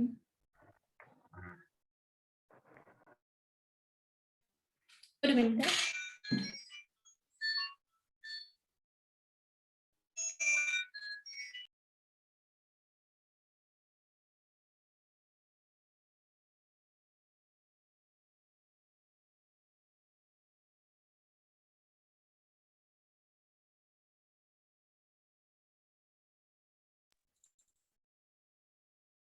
ഇപ്പൊ ഓക്കെ ആയോ? ഇപ്പൊ ഓക്കെ ആയിട്ടുണ്ടോ? ഓക്കെ ആയിട്ടുണ്ട്. ഇതുവരെ കേട്ടതിൽ കുഴപ്പമില്ലല്ലോ. നമ്മള് മാനുഫാക്ചറിംഗ് യൂണിറ്റ് തുടങ്ങാൻ പോകുന്നത് വരെ ഓക്കെ അല്ലേ? അതെ, ഓക്കെ ആണ്. അപ്പൊ മാനുഫാക്ചറിംഗ് യൂണിറ്റ് ആയിട്ടാണ് തുടങ്ങാൻ പ്ലാൻ ചെയ്യുന്നത് വിചാരിക്കാം. അങ്ങനെ ഒരു മാനുഫാക്ചറിംഗ് യൂണിറ്റ് ഫണ്ട് ആവശ്യമുണ്ട്. ഇവര് മൂന്ന് പേര് മാത്രം വിചാരിച്ചാൽ ഈ ഫണ്ട് റേസ് ചെയ്യാൻ പറ്റില്ല. അപ്പൊ ഇവർക്ക് ഒരു ഓപ്ഷൻ വെച്ചാൽ ഒരു ക്ലോസ്ഡ് ഗ്രൂപ്പിലുള്ള കുറെ ആൾക്കാരെ ഇതിലേക്ക് ഇൻവൈറ്റ് ചെയ്യുക. നിങ്ങൾക്ക് എല്ലാവർക്കും വേണം ഞങ്ങളുടെ ബിസിനസ്സിൽ ഇൻവെസ്റ്റ് ചെയ്യാം. പകരം എന്ത് ചെയ്യാൻ വേണ്ടി പറ്റും? നിങ്ങൾക്ക് എല്ലാവർക്കും പ്രോഫിറ്റിന്റെ റിട്ടേൺ ഞങ്ങൾ തരും അല്ലെ. നിങ്ങൾ എല്ലാവരും പല പല ഇതായിട്ട് കൊണ്ടുവന്ന് 10 crore rupees. അതിനകത്ത് ഒരു പോർഷൻ ഈ പറയുന്ന നമ്മളുടെ അരവിന്ദും AAS അല്ലെ, നമുക്ക് അങ്ങനെ തന്നെ കമ്പനിയുടെ പേരിടാം. ഇവര് AAS പ്രൈവറ്റ് ലിമിറ്റഡ് എന്ന് പറഞ്ഞൊരു കമ്പനി ആയിട്ട് ഫോം ചെയ്യുകയാണെങ്കിൽ ഇവരുടെ ഫ്രണ്ട്സ്, ഈ ഗ്രൂപ്പിൽ ബാക്കിയുള്ള ആൾക്കാർ, ഇവരോട് എല്ലാവരും ഇൻവൈറ്റ് ചെയ്തിട്ട് ഇവരോട് എല്ലാവരോടും നമുക്ക് എന്താ പറയാ കൊണ്ട് പൈസ ഇൻവെസ്റ്റ് ചെയ്യുക. തിരിച്ചെന്ത് തരും? ഇവർക്ക് എല്ലാവർക്കും ഈ കമ്പനിയുടെ ഓണർഷിപ്പ് കിട്ടും. പക്ഷെ മാനേജ് ചെയ്യുന്നത് ബോർഡ് ഓഫ് ഡയറക്ടേഴ്സ് ആയിട്ട് വർക്ക് ചെയ്യുന്നവരായിരിക്കും. നമ്മുടെ അരവിന്ദും അക്ഷയും സാജും, ഇവര് 3 പേരും ആയിരിക്കും ബോർഡ് ഓഫ് ഡയറക്ടേഴ്സ് ആയിട്ട് വർക്ക് ചെയ്യുന്നത്. ഇവര് 3 ബോർഡായിട്ട് വർക്ക് ചെയ്യുമ്പോഴത്തേക്ക് ഇവർക്ക് എന്താ റെമ്യൂണറേഷൻ ആയിരിക്കും കിട്ടുക. ആ ഒരു ബോർഡ് ഓഫ് ഡയറക്ടേഴ്സ് എന്നുള്ള രീതി വർക്ക് ചെയ്യുമ്പോൾ ഇവരെ സംബന്ധിച്ച്, ഇവർ 3 പേരെ സംബന്ധിച്ച് ബെനിഫിറ്റ് എന്താ?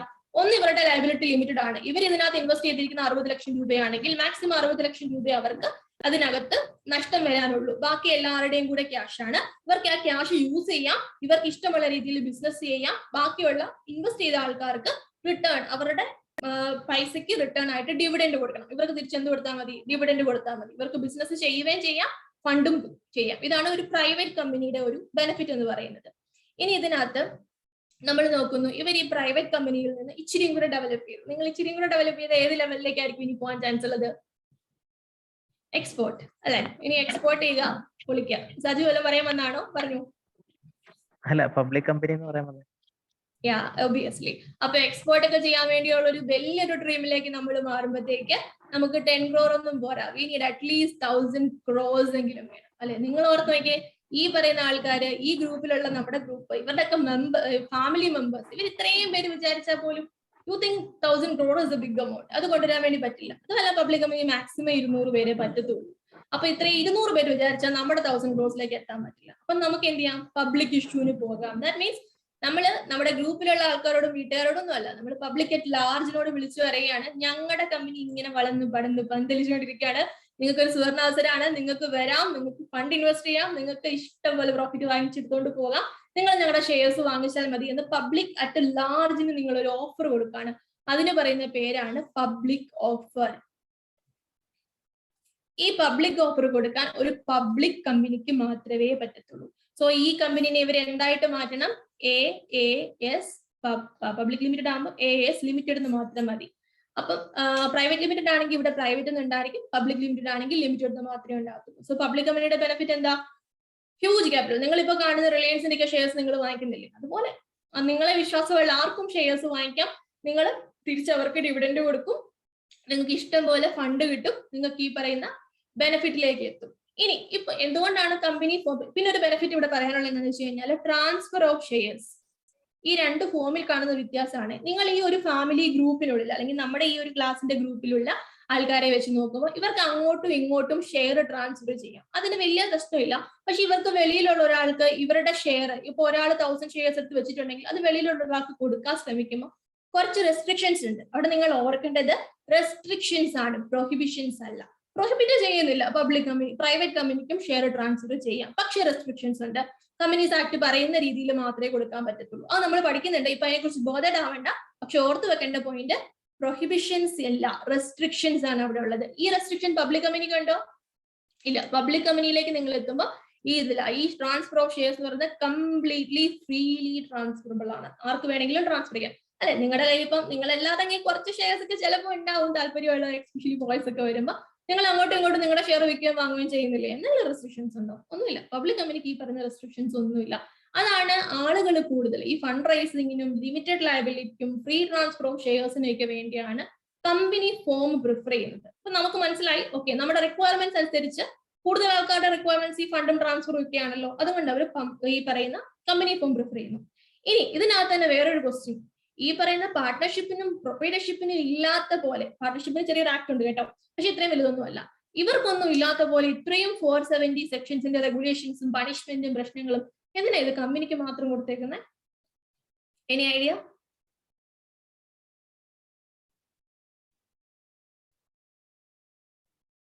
കമ്പനിയോട് മാത്രം എന്താ ഗവൺമെന്റിന് ഇത്ര ദേഷ്യം? പബ്ലിക്കിന്റെ ഫണ്ട് യൂസ് ചെയ്യുന്നുണ്ടല്ലേ? എക്സാക്ട്ലി. കമ്പനിയോട് മാത്രം ദേഷ്യമുള്ളത് കൊണ്ടല്ല, ബാക്കി എല്ലാവരും അക്ഷയ് സെപ്പറേറ്റ് ലീഗൽ എൻറ്റിറ്റിയെ കുറിച്ച് പറഞ്ഞിട്ടുണ്ട്. നമ്മൾ കമ്പനിയുടെ ഫീച്ചേഴ്സ് പഠിക്കുമ്പോൾ നമുക്ക് അത് കവർ ചെയ്യാം. ശരിയാണ്, പറഞ്ഞ ശരിയാണ്, സെപ്പറേറ്റ് ലീഗൽ എൻറ്റിറ്റി ഉണ്ട് അവിടെ. ഇവിടെ എന്തുകൊണ്ടാണ് കമ്പനീസ് ആക്ട് എന്ന് പറഞ്ഞൊരു ആക്ട് കൊണ്ടുവന്ന് വെച്ച് കഴിഞ്ഞാൽ, നിങ്ങളുടെ പൊതുജനത്തിന്റെ സ്വത്തും എന്തോ സാധനം, നമ്മുടെ ആക്ഷൻ ഹീറോ ബിജുവിന്റെ അകത്ത് എന്തോ ഒരു ഡയലോഗ് ഇല്ലേ, ഉത്തരവാദിത്ത പോലീസിന്റെ എന്ന് പറയുമ്പോൾ okay fine, police four and on behalf of state അല്ലെ. സ്റ്റേറ്റ് എന്ന് പറയുമ്പോൾ സംസ്ഥാനമല്ല, നമ്മുടെ ഗവൺമെന്റ് ആ സച്ചിനെ നമ്മൾ സ്റ്റേറ്റ് എന്ന് പറയുമല്ലോ. സോ സ്റ്റേറ്റിന്റെ ഉത്തരവാദിത്തമാണ് എന്ത്, പബ്ലിക്കിന്റെ മണി പ്രൊട്ടക്ട് ചെയ്യുക, അത് വേറൊരുത്തിന് അടിച്ചുകൊണ്ട് പോകാതെ നോക്കുക എന്നൊക്കെ ഉള്ളത്. അതുകൊണ്ടാണല്ലോ പോലീസ് എന്നൊക്കെ ഡിപ്പാർട്ട്മെന്റ് ഒക്കെ നമുക്കുള്ളത്. സോ സെയിം ഉത്തരവാദിത്തം നിറവേറ്റുന്നതാണ് കമ്പനീസ് ആക്ട് വഴി. കമ്പനീസ് ആക്ടില് കുറേയേറെ റെഗുലേഷൻസും പ്രൊവിഷൻസും പറഞ്ഞിട്ടുണ്ട്. നിങ്ങൾ പബ്ലിക്കിന്റെ ഫണ്ട് യൂസ് ചെയ്യുമ്പോൾ ഇങ്ങനെ ചെയ്യാൻ പാടില്ല, അങ്ങനെ ചെയ്യാൻ പാടില്ല, കമ്പനിക്കുള്ളിൽ മീറ്റിംഗ് വിളിക്കുമ്പോൾ ഇങ്ങനെ വിളിക്കണം, ഷെയർ ഹോൾഡേഴ്സിനെ വിളിക്കണം, ചില കാര്യങ്ങൾക്ക് നിങ്ങൾ മാത്രം തീരുമാനിച്ചാൽ എടുത്താൽ പോരെ, ബോർഡ് ഓഫ് ഡയറക്ടേഴ്സിനെ നിങ്ങൾ മെമ്പേഴ്സിനെ കൂടെ തീരുമാനം നോക്കണം, അങ്ങനെയൊക്കെ പറഞ്ഞു 470 റെഗുലേഷൻസ് ബോർഡ് ഓഫ് ഡയറക്ടേഴ്സിന്റെ മേളിലും ഓഡിറ്റേഴ്സിന്റെ മേളിലും ഒക്കെ വെച്ചിരിക്കുക. എന്തിനു വേണ്ടിയാ? പബ്ലിക് മണിയുടെ മിസ്യൂസിനുള്ള ഒരു ചാൻസസ് പോലും ഉണ്ടാവാൻ പാടില്ല. അത് ഓർത്തിട്ടാണ് ഓരോ തവണ അമെന്റ്മെന്റ് വന്ന് മാറ്റങ്ങൾ വരിക. അപ്പൊ ഓരോ മാറ്റങ്ങൾ വരുമ്പോഴും, ഓരോ അമെന്റ്മെന്റുകൾ കമ്പനീസ് ആക്ടിൽ വരുമ്പോഴും, നമ്മൾ ഓരോ സെക്ഷൻസ് പഠിക്കുമ്പോഴും നമ്മുടെ മനസ്സിൽ വരേണ്ടത് എന്തിനു വേണ്ടിയാണ് അങ്ങനെ ഒരു സെക്ഷൻ കൊണ്ടുവന്നത്. അപ്പോഴെല്ലാം നിങ്ങൾക്ക് അതിന്റെ ഇന്റൻഷൻ മനസ്സിലാകും ഓരോരോ സെക്ഷൻസിന്റെയും. ആ ഇന്റൻഷൻ പഠിച്ചു കഴിഞ്ഞാൽ നിങ്ങൾ ആ കോൺസെപ്റ്റിനെ കാണാതെ പഠിക്കേണ്ട. ഇന്റൻഷൻ അറിയെങ്കിൽ ഇങ്ങനെ ആവത്തുള്ളൂ എന്ന് നിങ്ങൾക്ക് മനസ്സിലാകും. കാണാതെ പഠിക്കാതെ തന്നെ നിങ്ങൾക്ക് ആ കോൺസെപ്റ്റുകൾ മനസ്സിൽ നിൽക്കും. അതിനുവേണ്ടിയാണ് നമ്മൾ ഓരോ കമ്പനീസ് ആക്ടിന്റെയും ഓരോ സെക്ഷന്റെയും പോലും ഇന്റൻഷൻ അറിഞ്ഞ് നമ്മൾ പഠിക്കാൻ ഉദ്ദേശിക്കുന്നത്. അപ്പം കമ്പനീസ് ആക്ട് റെഗുലേഷൻസ് കൊണ്ടുവന്നു. പിന്നെ ഇത് ഗവൺമെന്റിന് വന്നിട്ട് കമ്പനീസ് ആക്ട് നിങ്ങൾ എപ്പോഴും നോക്കുന്നുണ്ടോന്നും ഫോളോ ചെയ്യുന്നുണ്ടോന്ന് എല്ലാ കമ്പനിയിലും വന്ന് നോക്കാൻ പറ്റുമോ? ഇല്ല. അതിനാരെ അപ്പോയിന്റ് ചെയ്തിട്ടുണ്ട്? നമ്മളെ പോലുള്ള കുറച്ച് പ്രൊഫഷണൽസ്. നമ്മുടെ ഉത്തരവാദിത്തമാണ് കമ്പനി ഇതൊക്കെ കംപ്ലൈ ചെയ്യുന്നുണ്ടോ എന്ന് നോക്കി ഇടയ്ക്കിടയ്ക്ക് ഡിക്ലറേഷൻസ് കൊടുക്കുക. അവർ ഫയൽ ചെയ്യുന്ന ബോർഡ് റിപ്പോർട്ടും ഫിനാൻഷ്യൽ സ്റ്റേറ്റ്മെന്റ്സും ആനുവൽ റിട്ടേണും ഒക്കെ കറക്റ്റ് ആണെന്ന് സൈൻ ചെയ്ത് കൊടുക്കുക. CS, CMA, CA അല്ലെ, ഇവരൊക്കെ ചെയ്യുന്നത് എന്താ? ഈ പറയുന്ന സർട്ടിഫിക്കേഷൻ പണികളൊക്കെയാണ്. So for and on behalf of government ആണ് കേട്ടോ, അല്ലാതെ ക്ലയന്റിന്റെ ടാക്സ് കുറയ്ക്കാൻ വേണ്ടിയല്ല നമ്മൾ വർക്ക് ചെയ്യുന്നത്. ഗവൺമെന്റിന്റെ ബിഹാഫിൽ ഈ പറയുന്ന ലോസ്, അത് ഡയറക്റ്റ് ഇൻഡയറക്ട് ലോസസിന്റെ ആണെങ്കിലും കമ്പനീസ് ആക്ടിന്റെ ആണെങ്കിലും അതർ ആക്ടുകളുടെ ആണെങ്കിലും കംപ്ലയൻസസ് ബോർഡിന്റെ അല്ലെങ്കിൽ പബ്ലിക്കിന്റെ മണി ഇട്ട് പ്ലേ ചെയ്യുന്ന ഈ ടീമിന്റെ കംപ്ലയൻസസ് ഉണ്ടോ എന്നുള്ള കാര്യം സർട്ടിഫൈ ചെയ്യാനാണ് നമ്മൾ ഇരിക്കുന്നത്. സോ കമ്പനീസ് ആക്ട് ഇമ്പോർട്ടന്റ് ആണ് അല്ലെ, പ്രൊട്ടക്ട് മണി. പബ്ലിക് എന്ന് പറയുമ്പോൾ നമ്മളും ഇൻക്ലൂഡഡ് ആണ്. പബ്ലിക്കിന്റെ മണി പ്രൊട്ടക്ട് ചെയ്യാൻ വേണ്ടിയാണ് കമ്പനി ഫോം എന്തുകൊണ്ടാണ് ആളുകൾ പ്രിഫർ ചെയ്യുന്നത് നമ്മൾ കണ്ടു. ഇനി ഇതിനകത്ത് ചോദിക്കാനുള്ളത്, എവിടുന്ന് ഈ കമ്പനീസ് ആക്ട് വരുന്നത്? ഇതങ്ങ് പൊട്ടിമുളച്ച് വരികയാണോ? അല്ല അല്ലെ. കമ്പനീസ് ആക്ട് എന്ന് പറയുന്നത് ഗവൺമെന്റിൽ പ്രിപ്പയർഡ് ആണ്. ആരാ ഇത് ശരിക്കും പ്രിപ്പയർ ചെയ്യുന്നത്? ഇത് ഔട്ട് ഓഫ് ബോക്സ് ആണ്. പക്ഷെ നിങ്ങൾക്ക് അറിഞ്ഞിരിക്കണം, നിങ്ങൾ ഒരു കാര്യം പഠിക്കുമ്പോൾ അത് എന്താ, എവിടുന്നാ എന്നൊക്കെയാണ് അറിഞ്ഞിരിക്കേണ്ടത്. അത് മിനിമം ബേസിക് ജനറൽ നോളജ് അല്ലേ. നിങ്ങൾ നാളെ ക്വാളിഫൈ ചെയ്ത് കഴിഞ്ഞാൽ ഏതൊരു കൊച്ചു വന്നിട്ട് കമ്പനീസ് ആക്ട് ശരിക്കും വരെ ഉണ്ടാക്കണമെന്ന് ചോദിച്ചു കഴിഞ്ഞാൽ, എന്റെ പൊന്നുമോനെ എനിക്ക് ഇതിന്റെ അകത്ത് സെക്ഷൻസും പ്രൊവിഷൻസും മാത്രം പറയാനേ അറിയത്തുള്ളൂ. ഇത് എവിടുന്നാ വരുന്നതെന്ന് എനിക്ക് അറിയത്തില്ല എന്ന് പറയാൻ പാടില്ല അല്ലെ. ബേസിക് അങ്ങനെ പെട്ടെന്ന് നമുക്ക് പറഞ്ഞു വിടാം. നമ്മുടെ മിനിസ്ട്രി ഓഫ് കോർപ്പറേറ്റ് അഫയേഴ്സ് എന്ന് പറഞ്ഞിട്ട് നമുക്ക് ഒരുപാട് മിനിസ്ട്രീസ് ഉണ്ടല്ലോ. അതിനകത്ത് ഒരു മിനിസ്ട്രിയാണ് ministry of corporate affairs. Especially corporate അഫയേഴ്സിനെ മാനേജ് ചെയ്യുന്നതാണ് ഈ മിനിസ്ട്രി ഓഫ് കോർപ്പറേറ്റ് അഫയേഴ്സ്. ആണ് ഡ്രാഫ്റ്റ് പ്രിപ്പയർ ചെയ്യുന്നത്. ഈ ഡ്രാഫ്റ്റ് പ്രിപ്പയർ ചെയ്ത് ഇവരുടെ സ്വന്തം ഇഷ്ടപ്രകാരം അല്ല ഒരു ആക്ട് ആവുന്നത് അല്ലെ. നമുക്കറിയാം മിക്കവാറും ഓരോരോ ആക്ടുകളൊക്കെ പാസ് ആയത്, ഫാർമേഴ്സ് ബില്ലൊക്കെ വന്നപ്പോൾ എല്ലാവർക്കും ഫെമിലിയർ ആയിരിക്കും. പാർലമെന്റിലാണല്ലേ പാസ് ആവുന്നത്. ഇങ്ങനെ ഒരു ഡ്രാഫ്റ്റ് പ്രിപ്പയർ ചെയ്യും. ഇത് പാർലമെന്റിലെ 2 സഭകളിലും പ്രസന്റ് ചെയ്യും. രണ്ടിടത്തും ഇത് പാസ് ആവണം. സോ ലോക്സഭ, രാജ്യസഭ രണ്ടിടത്തും പാസ് ആയി കഴിഞ്ഞാൽ മാത്രം മതിയോ? പോരാ, ഒരാളുടെ അസെന്റും കൂടെ കിട്ടണം. ആരുടെ അസെന്റാ കിട്ടണ്ടേ? പാസ്സാവുന്ന ബില്ലുകൾ ആരാ അസെന്റ് കൊടുക്കുന്നു? ഇനി ഐഡിയ? ചാറ്റ് വന്നു. പ്രസിഡന്റ് റെഡ്മി ആണ് കൊള്ളാം, പക്ഷെ റെഡ്മിയുടെ പേര് അറിയത്തില്ല. ഓക്കെ, അപ്പം പ്രസിഡന്റ് ആണ് കൊടുക്കുക. ആരാ പ്രസിഡന്റ്? ഇപ്പൊ അതുകൊണ്ട് എല്ലാവർക്കും അറിയാം. 2 വർഷം കഴിഞ്ഞിട്ട് ചോദിച്ചാൽ ചിലപ്പോൾ കൺഫ്യൂഷൻ ആയിരിക്കും അല്ലെ. ദ്രൗപദി മുർമു. അപ്പൊ ആ ഒരു അസെന്റും കൂടെ കിട്ടിക്കഴിയുമ്പോഴാണ് ആക്ട് ആവുന്നത്. ഈ അസെന്റ് കിട്ടിക്കഴിയുമ്പോൾ എന്താ സംഭവിക്കുന്നത് വെച്ച് കഴിഞ്ഞാല്, I will show U. Office the gazette of India എന്ന് പറഞ്ഞൊരു സൈറ്റ് ഉണ്ട്. ആ സൈറ്റിൽ ഈ ആക്ടിനെ പബ്ലിഷ് ചെയ്യും. ആ ഡേറ്റ് തൊട്ടാണ് ആ ആക്ട് പ്രാബല്യത്തിൽ വരുന്നതും നിങ്ങൾക്ക് ഇത് ഫോളോ ചെയ്യേണ്ട ആൾക്കാർക്ക് ആപ്ലിക്കബിൾ ആയിട്ട് വരുന്നതും. അല്ലെങ്കിൽ ഏതെങ്കിലും ഒരു സ്പെസിഫിക് ഡേറ്റ് തൊട്ടിട്ട്, അപ്പൊ GSTയുടെ കാര്യത്തിലാണെങ്കിൽ നമ്മൾ കണ്ടു ഇന്ന ജൂലൈ തൊട്ടത് ആപ്ലിക്കബിൾ എന്ന് പറഞ്ഞിട്ട് ആക്ട് മുമ്പേ വന്നു, പക്ഷേ അത് ആപ്ലിക്കബിൾ ആവുന്ന ഡേറ്റ് ഇന്നതാണെന്ന് പറഞ്ഞ് പിന്നെ വന്നു. ഒന്നെങ്കിലും ഡേറ്റ് ഉണ്ടെങ്കിൽ ആ ഡേറ്റ്, അല്ലെങ്കിൽ അത് ഒഫീഷ്യൽ ഗസറ്റിൽ വരുന്ന ഡേറ്റ്, അന്ന് തൊട്ടായിരിക്കും ആക്ട് നമുക്ക് ആപ്ലിക്കബിൾ ആവുക. ഞാൻ ഈ ഒഫീഷ്യൽ ഗസറ്റിന്റെ സൈറ്റ് ഒന്ന് ഷെയർ ചെയ്ത് കാണിക്കാം. ഷെയറിങ് വന്നോ ഇല്ലെന്നൊന്ന് പറയണേ.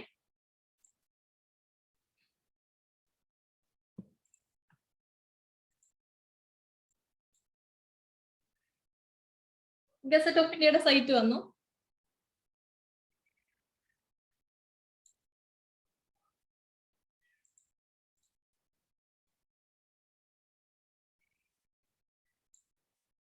Yes, okay. അപ്പം ഇതാണ് ഗസറ്റ് ഓഫ് ഇന്ത്യയുടെ സൈറ്റ്. ഇതിപ്പോ ഇതുപോലെ കമ്പനീസ് ആക്ട് വന്നപ്പം ഇവിടെ മിനിസ്ട്രി ഓഫ് കോർപ്പറേറ്റ് അഫയേഴ്സ് എന്ന് പറഞ്ഞ് നമ്മുടെ കമ്പനീസ് ആക്ട് ഇതുപോലെ അന്ന് കിടന്നതാണ്. 2013 ആക്ട് വന്ന സമയത്ത് അത് പബ്ലിഷ് ചെയ്ത ഡേറ്റ് ഉണ്ട്. നമുക്ക് ആ നോട്ടിഫിക്കേഷൻ കൊടുത്ത് ഡൗൺലോഡ് ചെയ്ത് എടുക്കാൻ വേണ്ടി പറ്റുന്നുണ്ട്. ഇവിടെ ഇങ്ങനെ ഈ ഒരു എക്സ്ട്രാ ഓർഡിനറി ആയിട്ട് വരുന്ന ഗസറ്റുകൾ, വീക്ക്ലി ഗസറ്റുകൾ, ഞാൻ കമ്പാരിസൺ ഉണ്ട്. You don't worry about those things. ഇതിനെക്കുറിച്ച് നിങ്ങൾ വറീഡ് ആവേണ്ട. ഇങ്ങനെയാണ് ഈ ഒരു സൈറ്റ് വരുമ്പോഴാണ് ഇത് പബ്ലിക്കിന് ആക്സസിബിൾ ആകുന്നതും, പബ്ലിക്കിന് റീഡ് ചെയ്യാം, കമന്റ് ചെയ്യാനുള്ള ഓപ്ഷൻസ് ഒക്കെ ചിലപ്പോൾ അതിന് വേണ്ടി കൊടുക്കും, അല്ലെ? ഓരോരുത്തർക്കും ഒപ്പീനിയൻ പറയാനുള്ള അഭിപ്രായം ചാൻസസ് ഒക്കെ കൊടുക്കാറുണ്ട്. ഓക്കെ, ഞാൻ ഇടയ്ക്ക് ചാറ്റ് നോക്കാൻ പോകുന്നതാണ് ഈ ഒരു ബ്രേക്ക് വരുന്നത്. ഇനി ഞാൻ മിനിസ്ട്രി ഓഫ് കോർപ്പറേറ്റ് അഫയേഴ്സിന്റെ സൈറ്റും കൂടെ ജസ്റ്റ് ഒന്ന് കാണിച്ചു തന്നേക്കാം. അങ്ങനെ എടുത്തിട്ടുണ്ടായിരുന്നു.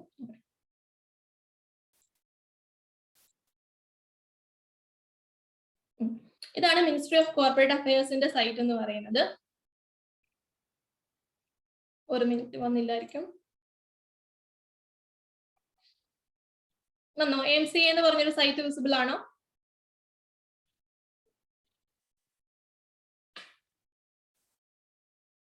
യെസ്. എന്താ നിങ്ങൾ ചാറ്റ് ചെയ്യുന്നത്? നിങ്ങളുടെ സൗണ്ട് പോലും കേൾക്കാൻ പറ്റുന്നില്ലാത്തത് കഷ്ടമാണ് കേട്ടോ. അപ്പൊ MCAയുടെ സൈറ്റ് ഇതാണ്. നിങ്ങൾ കമ്പനീസുമായിട്ട് നിങ്ങൾ എന്തെങ്കിലുമൊക്കെ ഇനി മുന്നോട്ട് പോകുമ്പോൾ നമ്മൾ ചില ഫോംസ് കാണും, ആപ്ലിക്കേഷൻസ് ഒക്കെ പോലെ. ആ ഫോംസ് ഒക്കെ നിങ്ങൾ ഡൗൺലോഡ് ചെയ്തെടുക്കുന്നത് ഈ ഒരു സൈറ്റിൽ നിന്നാണ്. ഇതിന്റെ താഴെ നിങ്ങൾക്ക് ഫോംസും കാര്യങ്ങളും എല്ലാം കിടപ്പുണ്ട്. സ്റ്റക്കായെന്ന് തോന്നുന്നു. എന്റെ നെറ്റിന്റെ ഇഷ്യൂ ആണോ?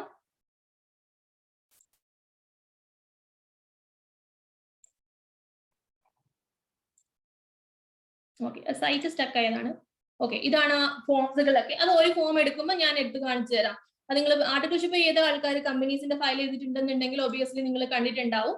നിങ്ങൾ ഫോംസുകളൊക്കെ അപ്ലോഡ് ചെയ്തിട്ടുണ്ടാകും. ഇല്ലാത്ത ആൾക്കാർക്ക് അത് ചെയ്യാൻ അവസരം കിട്ടുമ്പോൾ ചെയ്യുക, പക്ഷെ ഒന്ന് ഫെമിലിയർ ആയിട്ട് ഇരിക്കാൻ വേണ്ടിയാണ്. അത് ഞാൻ ഇൻ ഡീറ്റെയിൽ പിന്നെ ഒരു ക്ലാസ്സിൽ കാണിച്ചു തരാം.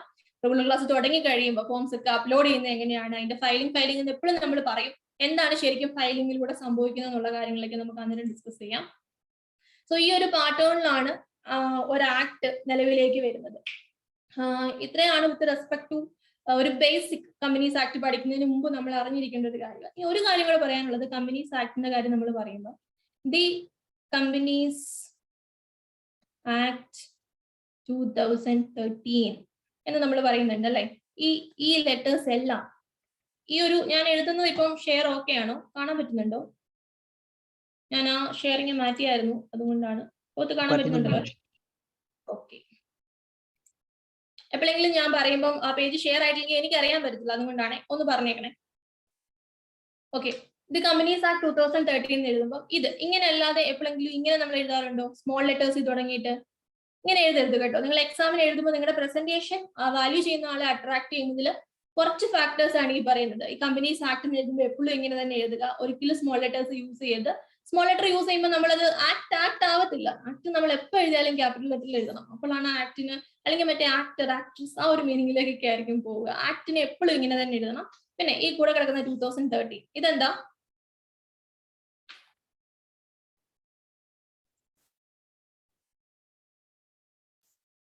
എന്താ ഈ 2013? നമ്പർ ആണ്, ഇയർ ആണ്? മറ്റെന്തെങ്കിലും ആൻസേഴ്സ്? ആക്ട് നിലവിൽ വന്ന വർഷമാണ് അല്ലെ? Okay, chat ചെയ്യുന്നുണ്ടാരോ? ആപ്ലിക്കബിൾ ആയ വർഷം. ആക്ട് നിലവിൽ വന്ന വർഷമാണ് 2013. അപ്പൊ ഇതിനു മുമ്പ് കമ്പനീസ് ആക്ട് ഒന്നും ഇല്ലായിരുന്നു. ഇതിനു മുമ്പ് തോന്നിയാസായിരുന്നു ബോർഡ് ഓഫ് ഡയറക്ടേഴ്സ് കാര്യങ്ങളൊക്കെ ചെയ്തുകൊണ്ടിരുന്നത്? അല്ല അല്ലെ. ഇതിനു മുമ്പ് 1956 ഒരു ആക്ട് ഉണ്ടായിരുന്നു, ഞങ്ങളൊക്കെ പഠിച്ചുകൊണ്ടിരുന്നപ്പോ ആ ആക്ട് ആയിരുന്നു. യെസ്, അതെ ആച്ച, 1956 ആക്ട് ഉണ്ടായിരുന്നു. ഓക്കെ, അപ്പൊ 1956 മുമ്പ് ആക്ട് ഉണ്ടായിരുന്നോ? അതിന് മുമ്പ് തോന്നിയാസായിരുന്നോ? 1913 ആക്ട് ഉണ്ടായിരുന്നു. അല്ലെ. 1913 ആക്ട് എന്ന് കേൾക്കുമ്പോൾ ഓർത്തണം, ഡേറ്റ് ശ്രദ്ധിക്കണം. നമ്മൾ ഉണ്ടാക്കിയ ആക്ട് അല്ല, അവരുണ്ടാക്കിയ ആക്ട്. അപ്പൊ അതും ഉണ്ടായിരുന്നു. ഇനി ഇതിന് മുമ്പ് കമ്പനീസ് ഇല്ലായിരുന്നു. അപ്പം ഇപ്പോഴാണോ കമ്പനീസ് ആദ്യമായിട്ട് തുടങ്ങിയത് 1913? അല്ല, അല്ലെ. നമുക്ക് നല്ല പരിചയമുള്ള നമ്മുടെ ഹിസ്റ്ററിയിൽ നമ്മുടെ ഒരു കമ്പനി ഉണ്ടല്ലോ, എന്താ, ഇംഗ്ലീഷ് ഈസ്റ്റ് ഇന്ത്യ കമ്പനി. അതും ഒരു കമ്പനിയാണ്. അതും അവിടുത്തെ കമ്പനീസ് ആക്ട് പ്രകാരം ഫോം ചെയ്ത ഒരു കമ്പനിയാണ്. സോ ഇതിന് പണ്ട് നമുക്ക് ആക്ടുകളൊക്കെ ഉണ്ടായിരുന്നു. നമ്മളിപ്പോ കുറച്ച് നേരമായിട്ട് ആക്ട് എന്ന് പറയുന്നുണ്ട്. ഇനി ശരിക്കും നമുക്ക് പഠിക്കാനുള്ളത് ആക്ട് ആണോ ലോ ആണോ? എല്ലാ ക്ലാസ്സിലും മുടങ്ങാതെ ഞാൻ ചോദിക്കുന്ന ചോദ്യം, ആക്ട് ആണോ ലോ ആണോ നമ്മൾ പഠിക്കുന്നത്?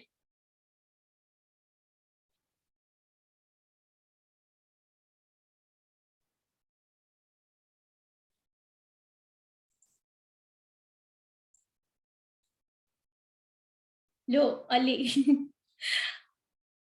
യെസ്, ലോ ആണ്. എന്താണ് തമ്മിലുള്ള വ്യത്യാസം? ആക്ടും ലോയും തമ്മിൽ എന്താ വ്യത്യാസം? ആക്ട് എന്ന് പറയുമ്പോൾ ബെയർ ആക്ട് ആണ്. ബെയർ ആക്ട് നമുക്ക് ഡൗൺലോഡ് ചെയ്യാൻ കിട്ടും. കമ്പനീസ് ആക്ടിന് ബെയർ ആക്ട് നിങ്ങൾ ഡൗൺലോഡ് ചെയ്ത് നോക്കിക്കഴിഞ്ഞാൽ ഏകദേശം അതിങ്ങനെ കുറച്ച് സെക്ഷൻസ്, നമ്മൾ ഈ കണ്ട 470 സെക്ഷൻസ്, അതിന്റെ താഴെ കുറച്ച് സബ് സെക്ഷൻസ്, അതിന്റെ താഴെ കുറച്ച് ക്ലോസസ്, അതിന്റെ താഴെ കുറച്ച് സബ് ക്ലോസസ്, ഇങ്ങനെ അങ്ങ് പോകും. കുറെ സാധനങ്ങളുണ്ടല്ലേ ബെയർ ആക്ടിനകത്ത്. അത് ഷോ യു എന്താണെന്ന് ജസ്റ്റ് ഒന്ന് കണ്ടിരിക്കുന്നത് നല്ലതാ. ഞാൻ പറഞ്ഞല്ലോ, ഈ ലോ എന്ന് പറയുന്ന ഒരു പേപ്പറിനെ സംബന്ധിച്ച് അത്ര ടഫ് ഒന്നുമല്ല, നല്ല സ്കോറിംഗ് പേപ്പർ തന്നെ. പക്ഷെ ലോയുടെ ലാംഗ്വേജ് അറിയാതെ സ്വയം ഒന്ന് വായിച്ച് മനസ്സിലാക്കാൻ ഭയങ്കര ബുദ്ധിമുട്ടാണ്. അപ്പൊ ആ ലാംഗ്വേജ് അറിയണമെങ്കിൽ ഇങ്ങനെയുള്ള കുറച്ച് ലോ ഫ്രെയിം ചെയ്യുന്ന കുറച്ച് രീതികളെ നമ്മൾ പരിചയപ്പെടണം. അത് നിങ്ങൾ പരിചയപ്പെട്ട് കഴിഞ്ഞാൽ നിങ്ങൾക്ക് ഈ ആക്ട് എന്നല്ല, നിങ്ങൾ ഭരണഘടന എടുത്ത് വായിച്ചു നോക്കിയാൽ മനസ്സിലാക്കാൻ തുടങ്ങും. അപ്പൊ ആ ലാംഗ്വേജ് നമ്മൾ ഇവിടെ പഠിക്കും. പിന്നെ ലോയുടെ വേണമെന്ന് പറഞ്ഞാൽ റിവൈസ് ചെയ്താൽ മാത്രമേ നമ്മൾ ഓർത്തിരിക്കുന്ന ഒരു പേപ്പറാണ്. ബെയർ ആക്ട് ഞാനൊന്ന് കാണിക്കാം. സിബിലെ മ്യൂട്ട് ചെയ്യാവോ? എന്തോ ഡിസ്റ്റർബൻസ് ഉണ്ട് സൗണ്ടേ.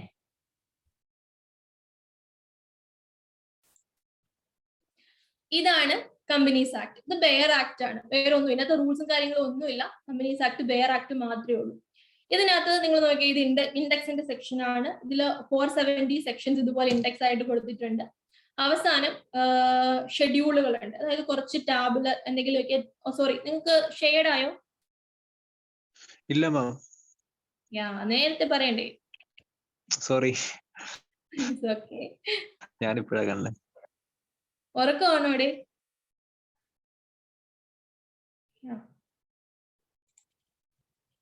ഇപ്പം കാണാലോ ആക്ട്. ഞാൻ ഈ സ്ക്രോൾ ചെയ്തുകൊണ്ടിരിക്കുന്ന ആക്ട് ആണ്. ഞാൻ തുടക്കത്തിൽ നിന്ന് കാണിക്കാൻ നോക്കാം.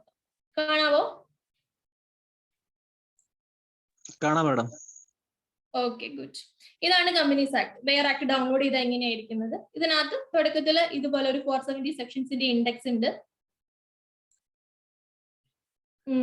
അതുകൂടാതെ ലാസ്റ്റ് ഒരു ഷെഡ്യൂളുകളുണ്ട്. ദാറ്റ് മീൻസ് ആക്ട് റിലേറ്റഡ് ആയിട്ട് എന്തെങ്കിലുമൊക്കെ ടാബുലർ ഫോമിലോ ബാലൻസ് ഷീറ്റിനെ ബിയാനൽ അക്കൗണ്ടിലേക്ക് ഫോർമാറ്റോ, ഇതൊക്കെ ഷെഡ്യൂൾസിലാണ് കിടക്കുന്നത്. അങ്ങനെ ഒരു 7 ഷെഡ്യൂൾസും കൂടെ നിങ്ങൾക്ക് ഇതിന്റെ ലാസ്റ്റ് കാണാം. Show you.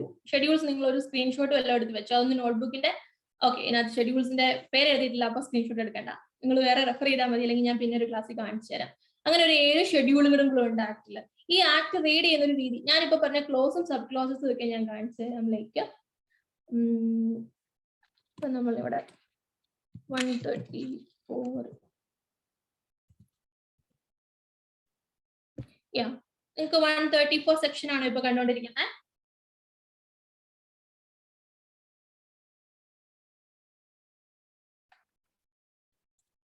കാണാമോ 134? ഇത് യെസ്, ഓക്കെ.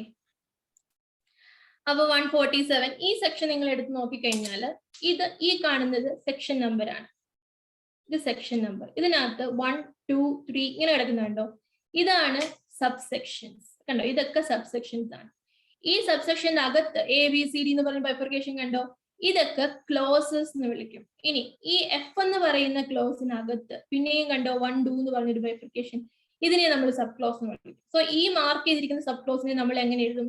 134 സെക്ഷൻ സബ് 3 എന്ന് പറയുന്ന സബ് സെക്ഷനിൽ F എന്ന് പറയുന്ന ക്ലോസിൽ I എന്ന് പറയുന്ന സബ് ക്ലോസ്. അങ്ങനെ നമ്മൾ എങ്ങനെയാ റീഡ് ചെയ്യുന്നത്? Close I of sub close I of close F of subsection 3 of section 134. ഈ ഒരു രീതിയിലുള്ള സെന്റൻസുകൾ നിങ്ങൾ കമ്പനീസ് ആക്ട് ബെയർ ആക്ട് ആണെങ്കിൽ നിങ്ങളുടെ മെറ്റീരിയൽ ആണോ വായിക്കുമ്പോൾ കാണും. ഇത് കാണുമ്പോൾ തന്നെ ഭ്രാന്ത് പിടിക്കും, എന്ത് സാധനമാണെന്ന് തോന്നും.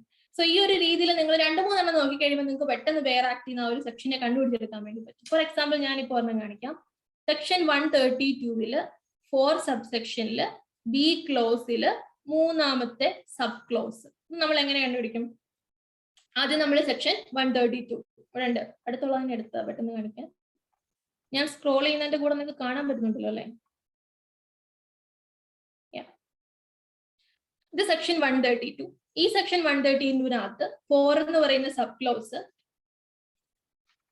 അതിനകത്ത് ബി എന്ന് പറയുന്ന 4 എന്ന് പറയുന്ന സബ്സെക്ഷൻ, ബി എന്ന് പറയുന്ന സബ് ക്ലോസ്, അതിനകത്ത് 3 എന്ന് പറയുന്ന ക്ലോസ്, അതിനകത്ത് 3 എന്ന് പറയുന്ന സബ് ക്ലോസ്. ഈ ഒരു രീതിയിലായിരിക്കും നമ്മൾ കണ്ടുപിടിക്കുക സെക്ഷൻസിനെ എടുക്കുമ്പോഴത്തേക്ക്. സോ അത് ഈ ഒരു പാറ്റേൺ, ലാംഗ്വേജ് ഒന്ന് മനസ്സിലാവാനാണ് ഞാൻ പറഞ്ഞത്. സോ ബെയർ ആക്ഷനകത്ത് ഇതൊക്കെയാണ് ഉള്ളത്.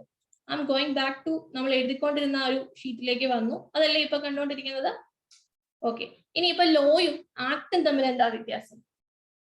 ആക്ട് എന്ന് പറയുമ്പോൾ ഈ സെക്ഷൻസും സബ്സെക്ഷൻസും ക്ലോസും മാത്രമല്ല, ഇതിന്റെ കൂടെ ലോ എന്ന് പറയുമ്പോൾ നമുക്ക് ആക്ടിന്റെ കൂടെ ഈ സാധനങ്ങളൊക്കെ ഉണ്ട്. കൂടാതെ റൂൾസുകൾ ഉണ്ട്. റൂൾസ് എന്ന് പറയുമ്പോൾ ആക്ട് എവിടെയെങ്കിലുമൊക്കെ വായിക്കുമ്പോൾ നിങ്ങൾക്ക് ആസ് മേ ബി പ്രിസ്ക്രൈബ്ഡ് അല്ലെങ്കിൽ ആസ് പ്രിസ്ക്രൈബ്ഡ് ഇൻ എന്നൊക്കെ പറഞ്ഞ് വായിക്കാൻ വേണ്ടി പറ്റും. അങ്ങനെ എവിടെയാണോ പ്രിസ്ക്രൈബ് ചെയ്ത് വെച്ചിരിക്കുന്നത് വെച്ചാൽ എല്ലാ ചാപ്റ്ററിനും കറസ്പോണ്ടിങ് ആയിട്ട് റൂൾസുകൾ ഇറക്കാറുണ്ട്.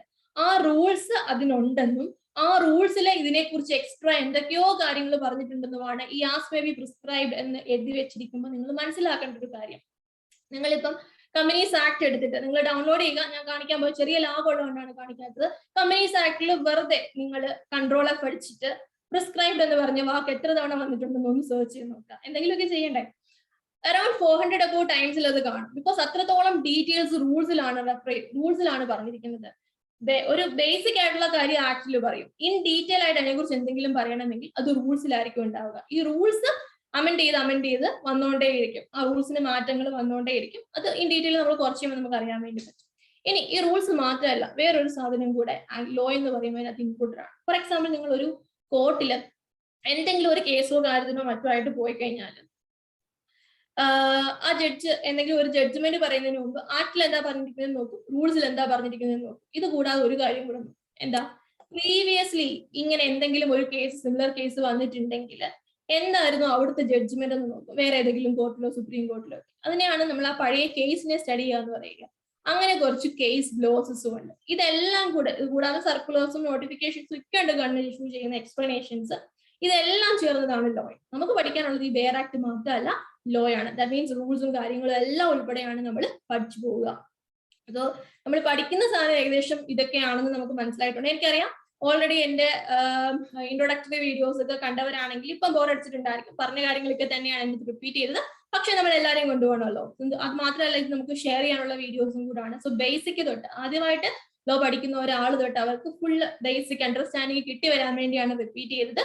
ഇനി നമുക്ക് നെക്സ്റ്റ് പ്രിലിമിനറി ചാപ്റ്റർ ആയിരിക്കും തുടങ്ങാൻ പോവുക. അതിന് മുമ്പ് ഇന്നിപ്പോ 2 hour സെക്ഷൻ അല്ലേ ഉള്ളൂ. വലിയ ബ്രേക്ക് വേണ്ടി ഒരു 5 minute ബ്രേക്ക് എടുത്തിട്ട് നമുക്ക് റെസ്യൂം ചെയ്യാം. ഓക്കെ അല്ലേ? ഒരു തംസ് അപ്പ്. 5 minute 8:11 ആകുമ്പോൾ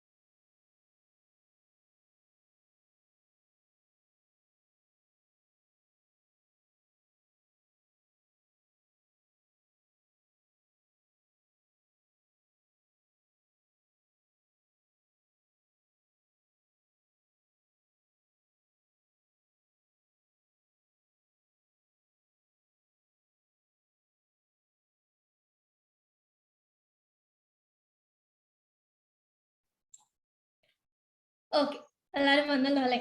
എല്ലാരും വന്നോ? ആരൊക്കെ വന്നു? ഓക്കെ, നമുക്ക് തുടങ്ങാം. അപ്പം ഇൻട്രൊഡക്ടറി പാർട്ടും യൂട്യൂബ് വീഡിയോസും എല്ലാം കണ്ടു തീർന്നവർക്ക് ഇനി ബോറടിക്കത്തില്ല. നമ്മൾ ഇനി റെപ്പറ്റീഷൻ ഇല്ല.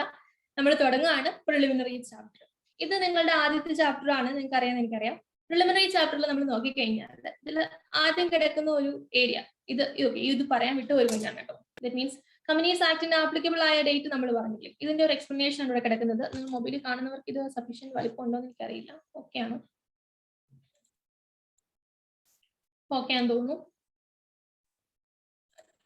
ഓക്കെ, ഇത് പ്രിലിമിനറി ചാപ്റ്ററിൽ ഇപ്പൊ കയറിയ ആൾക്കാരുടെയാണ് കേട്ടോ. പ്രിലിമിനറി ചാപ്റ്റർ നമ്മൾ ജസ്റ്റ് ഒന്ന് എടുക്കാൻ തുടങ്ങിയിട്ടേ ഉള്ളൂ. അത് സംഭവിക്കുന്നത് എന്നാന്ന് വെച്ച് കഴിഞ്ഞാല് പ്രിലിമിനറി ചാപ്റ്റർ എന്ന് പറയുന്നത് ഫുള്ള് കുറേയേറെ ഡെഫിനിഷൻസ് ആണ്. സെക്ഷൻ 1ഉം സെക്ഷൻ 2 പ്രിലിമിനറിയിൽ കവർ ആവുന്നുള്ളൂ. ഇതിനകത്ത് തന്നെ സെക്ഷൻ 1-നകത്ത് പറയുന്നത് എന്താണ്, ആക്ടിന്റെ പേര് എന്താണ് എന്നുള്ള കാര്യങ്ങൾ മാത്രമേ ഉള്ളൂ. അതിലേക്ക് വരാം. അതിന് മുമ്പ് നമ്മൾ നേരത്തെ പറഞ്ഞത് വിട്ടുപോയ ഒരു കേസാണ്. ദാറ്റ് മീൻസ് കമ്പനീസ് ആക്ട് നമ്മൾ ആപ്ലിക്കബിൾ ആയ ഡേറ്റ് പറഞ്ഞു അല്ലെ. കമ്പനീസ് ആക്ട് ആപ്ലിക്കബിൾ ആയ ഡേറ്റ് വന്നപ്പോൾ കമ്പനീസ് ആക്ട് വന്നത് ഈ ഒരു പാറ്റേണിലാണ്. Section 1 13th August 2013. അത് കഴിഞ്ഞിട്ട് 98 സെക്ഷൻസ് 12th September 2013. പിന്നെ 143 സെക്ഷൻസ് 1st April 2014 തൊട്ടിട്ട് ആപ്ലിക്കബിൾ ആകും എന്ന് പറഞ്ഞു വന്നു. ഈ ഒരു പാറ്റേണിലാണ് വന്നത്. ഇങ്ങനെ വേണമെങ്കിലും വരാം കേട്ടോ. ഒറ്റയടിക്ക് എല്ലാം കൂടെ പറഞ്ഞ നിർബന്ധമുണ്ടോ? ഇല്ല. ഇതിങ്ങനെ പല രീതിയിലാണ് വന്നത്. പിന്നെ നമ്മൾ നേരത്തെ പറഞ്ഞ കാര്യം, എത്ര സെക്ഷൻസ് ഉണ്ടെന്നാണ് ഞാൻ പറഞ്ഞത് കമ്പനീസ് ആക്ടില്? വായിച്ചു നോക്കിയിട്ട് ആരും പറയണ്ട, ഞാൻ സ്ക്രോൾ ചെയ്തേക്കാം. എത്ര സെക്ഷൻസ് ഉണ്ടെന്നാ പറഞ്ഞത് companies ആക്ടില്?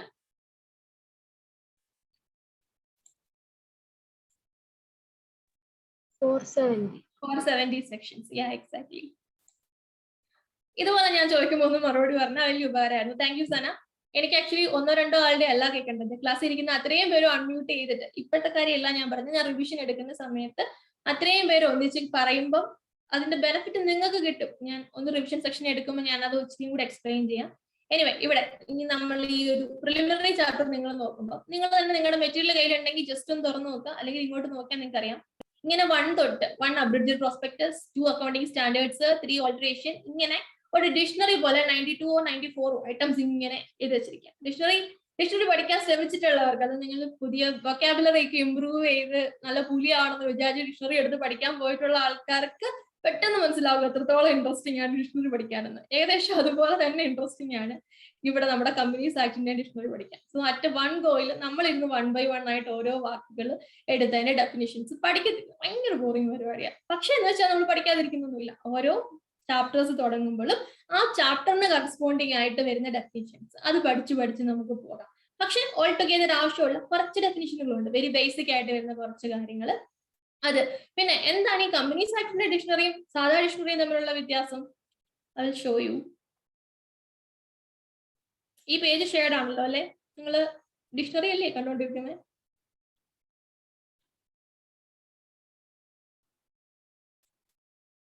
Yes, okay. Financial statements. Companies ആക്ടോ ലോയോ ആയിട്ട് ഒരു ബന്ധവും ഇല്ലാത്ത ഒരാൾക്ക് ഫിനാൻഷ്യൽ സ്റ്റേറ്റ്മെന്റ് എന്ന് പറഞ്ഞാൽ എന്താ? ഫിനാൻസ് റിലേറ്റഡ് ആയിട്ടുള്ള മാറ്റേഴ്സ് എഴുതി വെച്ചിരിക്കുന്ന എല്ലാ സ്റ്റേറ്റ്മെന്റും അവർക്ക് ഫിനാൻഷ്യൽ സ്റ്റേറ്റ്മെന്റ് ആണ്. പക്ഷേ കമ്പനീസ് ആക്ടിന് എന്താ financial statement? Balance sheet, profit and loss account, cash flow statement, change in equity, explanatory notes. അല്ലെ, ഇതൊക്കെ എന്താണെന്ന് അറിയത്തില്ലെങ്കിൽ ഡോണ്ട് വറി. നമ്മൾ ഫൗണ്ടേഷൻ നിങ്ങൾ പഠിച്ചല്ലേ, വികോമിന് നിങ്ങൾ പഠിച്ചല്ലേ എന്ന് പറഞ്ഞാൽ ഒന്നും ഉപേക്ഷിക്കത്തില്ല. എല്ലാം വെരി ബേസിക് ലെവലിൽ തന്നെ നമ്മൾ പറഞ്ഞേ പോകത്തുള്ളൂ. ബേസിക് അണ്ടർസ്റ്റാൻഡിങ് ഇല്ലാതെ ബാക്കി ക്ലാസ് കേൾക്കുമ്പോൾ കുറച്ച് പേർക്ക് ഒരു പ്രശ്നം ഉണ്ടാവും. നമ്മുടെ ക്ലാസ്സിൽ ആർക്കും ഒരു പ്രശ്നം ഉണ്ടാവേണ്ട.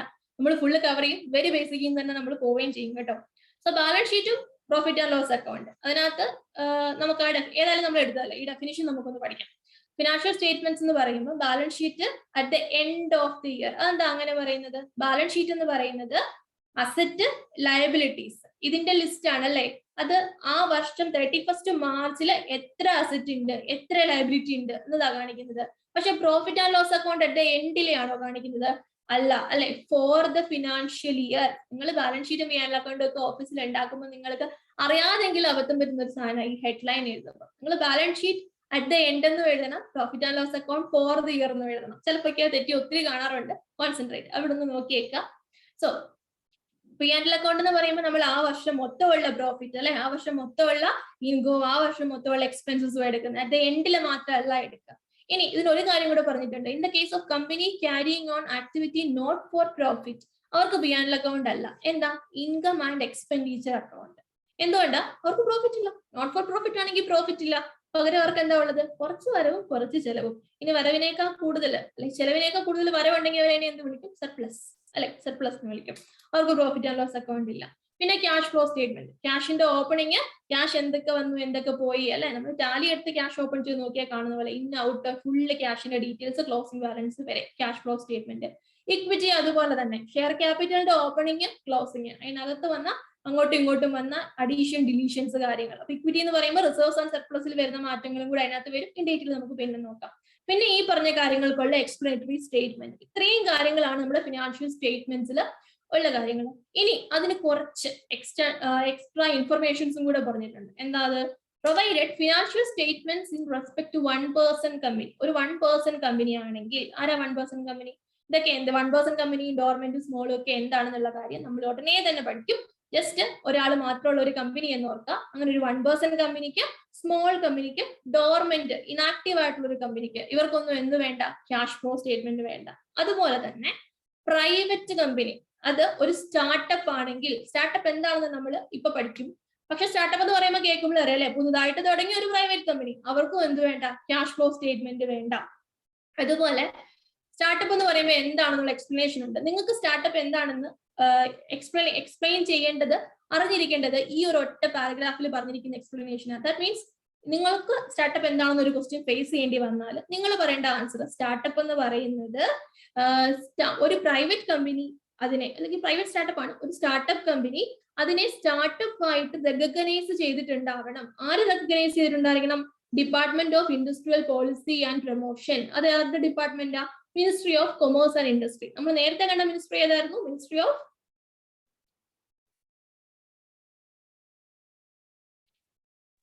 കോർപ്പറേറ്റ്. Yeah, exactly. ഇങ്ങനെ ആരെങ്കിലും ഒക്കെ പറയണം, ആരെങ്കിലും നല്ല എല്ലാവരും കൂടെ പറയണം. എങ്കിലും നിങ്ങൾ കേൾക്കുന്നത് നിങ്ങൾ കോൺസെൻട്രേറ്റ് ചെയ്തിരുന്ന് കേൾക്കത്തുള്ളൂ. ചാറ്റ് ചെയ്തിടുമ്പോൾ കുറച്ച് സമയം എടുക്കും, എന്നാലും ചാറ്റ് ചെയ്തിട്ടല്ലോ, അത്രയും സന്തോഷം. അതെങ്കിലും പറഞ്ഞല്ലോ. ഓക്കെ, അപ്പൊ നമ്മള് സ്റ്റാർട്ടപ്പ് എന്താണെന്ന് ചോദിച്ചാൽ എന്ത് പറയും? സ്റ്റാർട്ടപ്പ് എന്ന് പറഞ്ഞാൽ department of industrial policy and promotion എന്തിനെയാണോ സ്റ്റാർട്ടപ്പ് ആണ് റെക്കഗ്നൈസ് ചെയ്തിരിക്കുന്നത്, അതാണ് സ്റ്റാർട്ടപ്പ്. നിങ്ങൾ ഓർക്കേണ്ടത് പുതുതായിട്ട് തുടങ്ങിയ ഒരു പ്രൈവറ്റ് കമ്പനി, ആ കമ്പനിക്കും, സ്മോൾ കമ്പനിക്കും, ഡോർമെന്റ് കമ്പനിക്കും, 1% കമ്പനിക്കും എന്ത് വേണ്ടെന്നാ പറഞ്ഞത്? Cash flow statement. Yeah, cash flow statement വേണ്ട. എനിക്കിങ്ങനെ എല്ലാത്തിലും, ഞാൻ എപ്പോഴും ഇങ്ങനെ ക്വസ്റ്റ്യൻസിന്റെ മോഡിലായിരിക്കും ചോദിക്കുക. സോ ഇന്ററാക്റ്റീവ് ആയിരിക്കും നമ്മുടെ ക്ലാസ്. അത് ഇന്ററാക്റ്റീവ് ആണെങ്കിൽ മാത്രമേ നിങ്ങൾ ഓർത്തിരിക്കത്തുള്ളൂ, അല്ലെങ്കിൽ നിങ്ങൾ പാസീവ് ആയിട്ട് കേട്ട് പോകും. എന്നോട് റെസ്പോണ്ട് ചെയ്യണം എന്നുള്ള ഇന്റൻഷനോട് കൂടി നിങ്ങൾ കേൾക്കുന്നത്, ചുമ്മാ ഇങ്ങനെ കേട്ട് പോകുന്നത് തമ്മിൽ നല്ല വ്യത്യാസമുണ്ട്. അതുകൊണ്ട് എപ്പോഴും മാക്സിമം, ഇപ്പൊ നിങ്ങൾക്ക് അൺമ്യൂട്ട് ചെയ്ത് പറയാൻ ബുദ്ധിമുട്ടുള്ളവർ മ്യൂട്ടായിട്ട് തന്നെ ഇരുന്നോട്ടെ, ഞാൻ ആരും ഉപദ്രവിക്കുന്നില്ല. പക്ഷെ ലൗഡ്ലി അതൊന്ന് പറയാൻ ശ്രമിക്കുക കേട്ടോ. മനസ്സിലുണ്ടെന്ന് വിചാരിച്ച് മിണ്ടാതിരിക്കില്ല, ലൗഡ്ലി അതൊന്ന് പറയുക. ഒത്തിരി ലൗഡ് ആക്കണ്ട, വീട്ടുകാരെന്ന് വിചാരിക്കും. ചെറുതായിട്ട് അത്യാവശ്യം സൗണ്ടിൽ, നിങ്ങളുടെ സൗണ്ട് നിങ്ങൾക്ക് കേൾക്കാൻ പറ്റുന്ന രീതിയിൽ അതൊന്ന് പറയണം കേട്ടോ.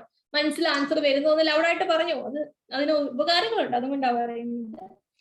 സോ ഇവർക്ക് ഇത് വേണ്ടെന്ന് പറഞ്ഞു. ഇനി അതിനൊരു എക്സ്പ്ലനേഷൻ പിന്നെയും വരുന്നുണ്ട്. എന്താ പറയുന്നത്? ഈ പ്രൈവറ്റ് കമ്പനിക്ക് ഈ പറഞ്ഞിരിക്കുന്ന റിലാക്സേഷൻസ് കിട്ടണം എന്നുണ്ടെങ്കിൽ ഈ പ്രൈവറ്റ് കമ്പനി നോട്ട് കമ്മിറ്റഡ് ഡീഫോൾട്ട്സ് ഉണ്ടാക്കാൻ പാടിയിട്ടുണ്ട്. ഇതുവരെ ഡീഫോൾട്ട്സ് ഒന്നും ഉണ്ടായിട്ടുണ്ടാവാൻ പാടില്ല. എന്ത് കാര്യത്തില്? In filing the financial statements under section 137 and annual return under section 92. ഇതൊക്കെ എന്താണെന്ന് നമ്മൾ ഡീറ്റെയിലി കാണും. സോ ഫിനാൻഷ്യൽ സ്റ്റേറ്റ്മെന്റ്സും ആനുവൽ റിട്ടേണും എല്ലാ കമ്പനികളും സ്ഥിരമായിട്ട് എല്ലാ വർഷാവസാനം ഫയൽ ചെയ്യേണ്ട സാധനമാണ്. ഇത് ഫയൽ ചെയ്യുന്ന കാര്യത്തിൽ ഡിഫോൾട്ട്സ് എന്തെങ്കിലും ഉണ്ടായിട്ടുള്ള കമ്പനിയാണെങ്കിൽ ഈ കൊടുത്തിരിക്കുന്ന റിലാക്സേഷൻ, ക്യാഷ് ഫ്ലോ സ്റ്റേറ്റ്മെന്റ് വേണ്ടെന്ന് പറയുമ്പോൾ ഒരു ഉപകാരം ചെയ്ത് കൊടുക്കുകയല്ലേ ചെയ്യുന്നത് ഈ പറയുന്ന കുഞ്ഞു കുഞ്ഞു കാറ്റഗറികളോ കമ്പനികൾക്ക്. ആ ഉപകാരം ഇനിയില്ല. ഡീഫോൾട്ട്സ് ഉണ്ടെങ്കിൽ നിങ്ങൾ ആദ്യം എന്ത് ചെയ്യണം? ആദ്യം ഇതൊക്കെ ഫയൽ ചെയ്യുക, എന്നിട്ട് നിങ്ങൾക്ക് ഈ പറയുന്ന ഉപകാരങ്ങൾ ചെയ്യാം. ഇപ്പൊ നിങ്ങൾക്ക് ഇച്ചിരി മനസ്സിലാക്കാൻ ബുദ്ധിമുട്ടായിരിക്കും, പക്ഷെ ഇനി അങ്ങോട്ട് ഒരുപാട് സെക്ഷൻസ് നമ്മൾ കാണുമ്പോൾ ഈ ചെറിയ ഗ്രൂപ്പ് ഓഫ് കമ്പനികൾക്കും ഈ ചെറിയ സ്റ്റാർട്ടപ്പ് കമ്പനികൾക്കും ഒക്കെ ഒരുപാട് കംപ്ലയൻസസ് പ്രൊസീജിയർ റിലാക്സേഷൻ കൊടുത്തിരിക്കുന്ന കാണാം. എന്ന് വെച്ച് കഴിഞ്ഞാൽ നിങ്ങളൊന്നും ഇത്രയും വലിയ കംപ്ലയൻസസ് നോക്കണ്ട, നിങ്ങൾ കുഞ്ഞുങ്ങളല്ലേ, നിങ്ങൾ കുറച്ച് ചെയ്താൽ മതി. കുറച്ച് റിലാക്സേഷൻസ് കുറേയേറെ കാര്യങ്ങൾ അവർക്ക് കൊടുത്തിട്ടുണ്ട്. അപ്പം ആ ഒരു റിലാക്സേഷൻസിന്റെ ഇന്റൻഷൻ അറിഞ്ഞ് പഠിക്കുകയാണെങ്കിൽ നിങ്ങൾക്ക് അത് ബൈഹാർട്ട് ചെയ്യാതെ, ഇപ്പൊ നമ്മൾ ഓരോ സെക്ഷൻസ് പഠിക്കുമ്പോൾ എക്സ്ക്ലൂഡിങ് ഇത്രയും ആൾക്കാർ, ഇത് ഇത്ര പേർക്ക് ആപ്ലിക്കബിൾ അല്ല, ഇത് ഇത്ര പേർക്ക് ആപ്ലിക്കബിൾ അല്ല എന്ന് പറഞ്ഞൊരു ലിസ്റ്റ് പഠിക്കാൻ പോയാൽ ആ ലിസ്റ്റ് അങ്ങോട്ടും ഇങ്ങോട്ടും മാറി ഫുള്ള് കൺഫ്യൂഷൻ ആയി പോകും. പക്ഷെ ആരെയൊക്കെയാണ് എക്സ്ക്ലൂഡ് ചെയ്തത് എന്നുള്ള ഇന്റൻഷൻ നമ്മൾ അറിയുകയാണെങ്കിൽ അത് ബൈഹാർട്ട് ചെയ്യാതെ തന്നെ നമുക്ക് ഓർമ്മ വരും ഇവരേക്ക് എക്സ്ക്ലൂഡ് ചെയ്തിട്ടുണ്ട് എന്നുള്ള കാര്യം. ഫോർ എക്സാമ്പിൾ, അതിന് നിങ്ങൾ ഓർത്തിരിക്കേണ്ടത്, ഇപ്പം നമ്മുടെ ഗവൺമെന്റ് നിങ്ങൾ ഈ എന്താ ഡെമോഗ്രാഫിക് ഡിവിഡൻഡ് എന്ന് കേട്ടിട്ടുണ്ടോ? ഇച്ചിരി ജീക്കെയാണ്, എന്നാലും നിങ്ങൾക്ക് ഒരു ഓർമ്മ നിൽക്കാൻ വേണ്ടി ഞാൻ പറയാം. ഡെമോഗ്രാഫിക് ഡിവിഡൻഡ് എന്ന് വെച്ച് കഴിഞ്ഞാൽ ഒരു കമ്പനി അവിടുത്തെ യങ് പോപ്പുലേഷൻ, നിങ്ങൾ ന്യൂസിൽ കണ്ടു കാണും, ഇന്ത്യ ഇപ്പൊ ഭയങ്കര യങ് ഇന്ത്യയാണ്, ഇന്ത്യയിൽ യങ് പോപ്പുലേഷൻ ആണ് വളരെ കൂടുതലായിട്ടുള്ളത്. ആ യങ് പോപ്പുലേഷൻസ് അവരെ ഡിപ്പെൻഡ് ചെയ്തിരിക്കുന്ന ഓൾഡ് പോപ്പുലേഷനെ കിഡ്സിനേക്കാളും കൂടുതലായിട്ട് നിൽക്കുന്ന സമയത്ത് കമ്പനിക്ക് എന്താ ഒബിയസ്ലി സർപ്ലസ് ഇൻകം ഉണ്ടായിരിക്കും അല്ലെ? ആ സർപ്ലസ് ഇൻകം ഉള്ള സമയത്താണ് ഒരു കമ്പനി ഡെവലപ്പിംഗ് സ്റ്റേജിൽ നിന്ന് ഡെവലപ്ഡ് സ്റ്റേജിലേക്ക് മാറുക.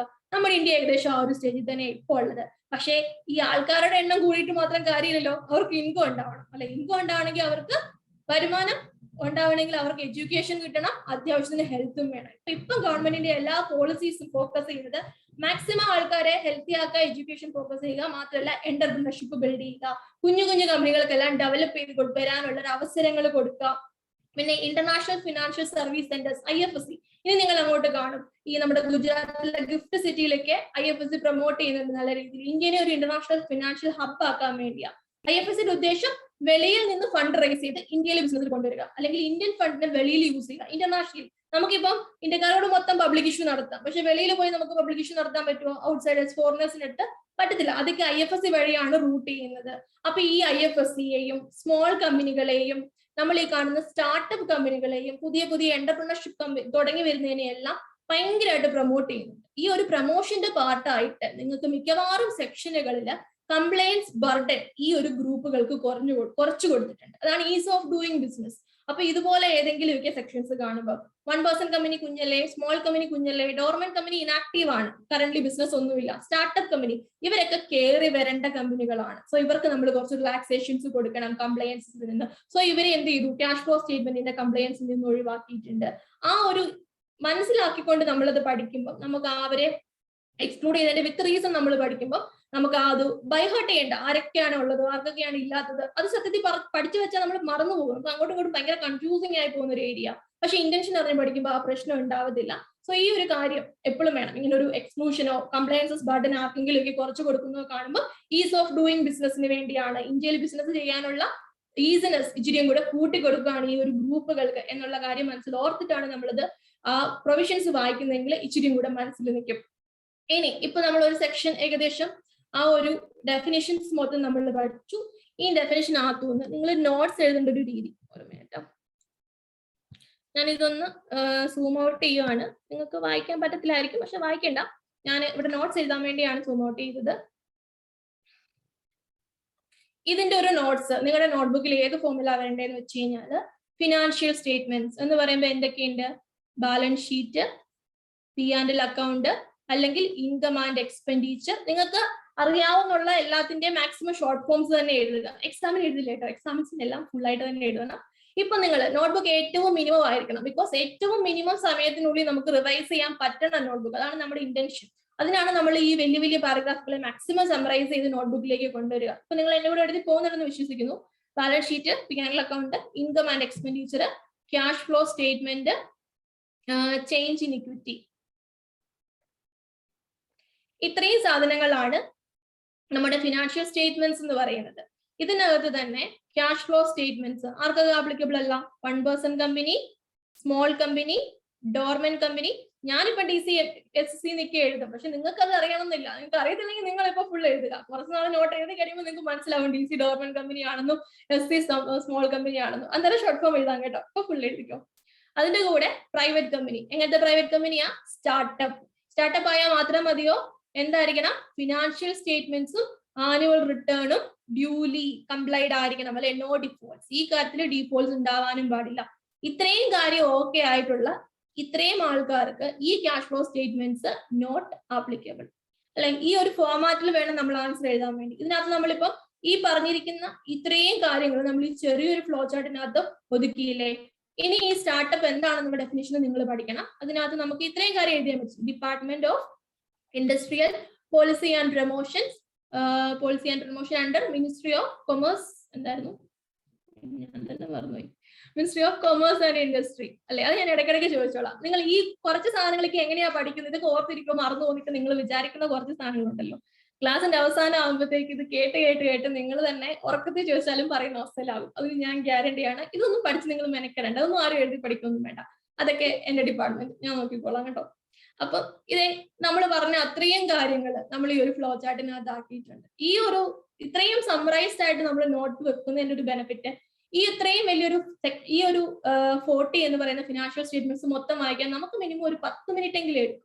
റിവിഷന്റെ സമയത്താണെങ്കിൽ പോലും മേ ബി ഒരു 5 മിനിറ്റ് എടുക്കും. പക്ഷേ ഈ ഫ്ലോ ചാർട്ട് ഉണ്ട്, ഒരു പിക്ചർ ആയിട്ട് നമുക്ക് അങ്ങ് കിട്ടും. നമ്മളത് കാണുമ്പോഴേ സെക്കൻഡ്സുകൾക്കുള്ളിൽ അതിനുള്ളിൽ എഴുതിയിരിക്കുന്ന കാര്യങ്ങൾ സ്വന്തമായിട്ട് എഴുതിയതായിരിക്കണം.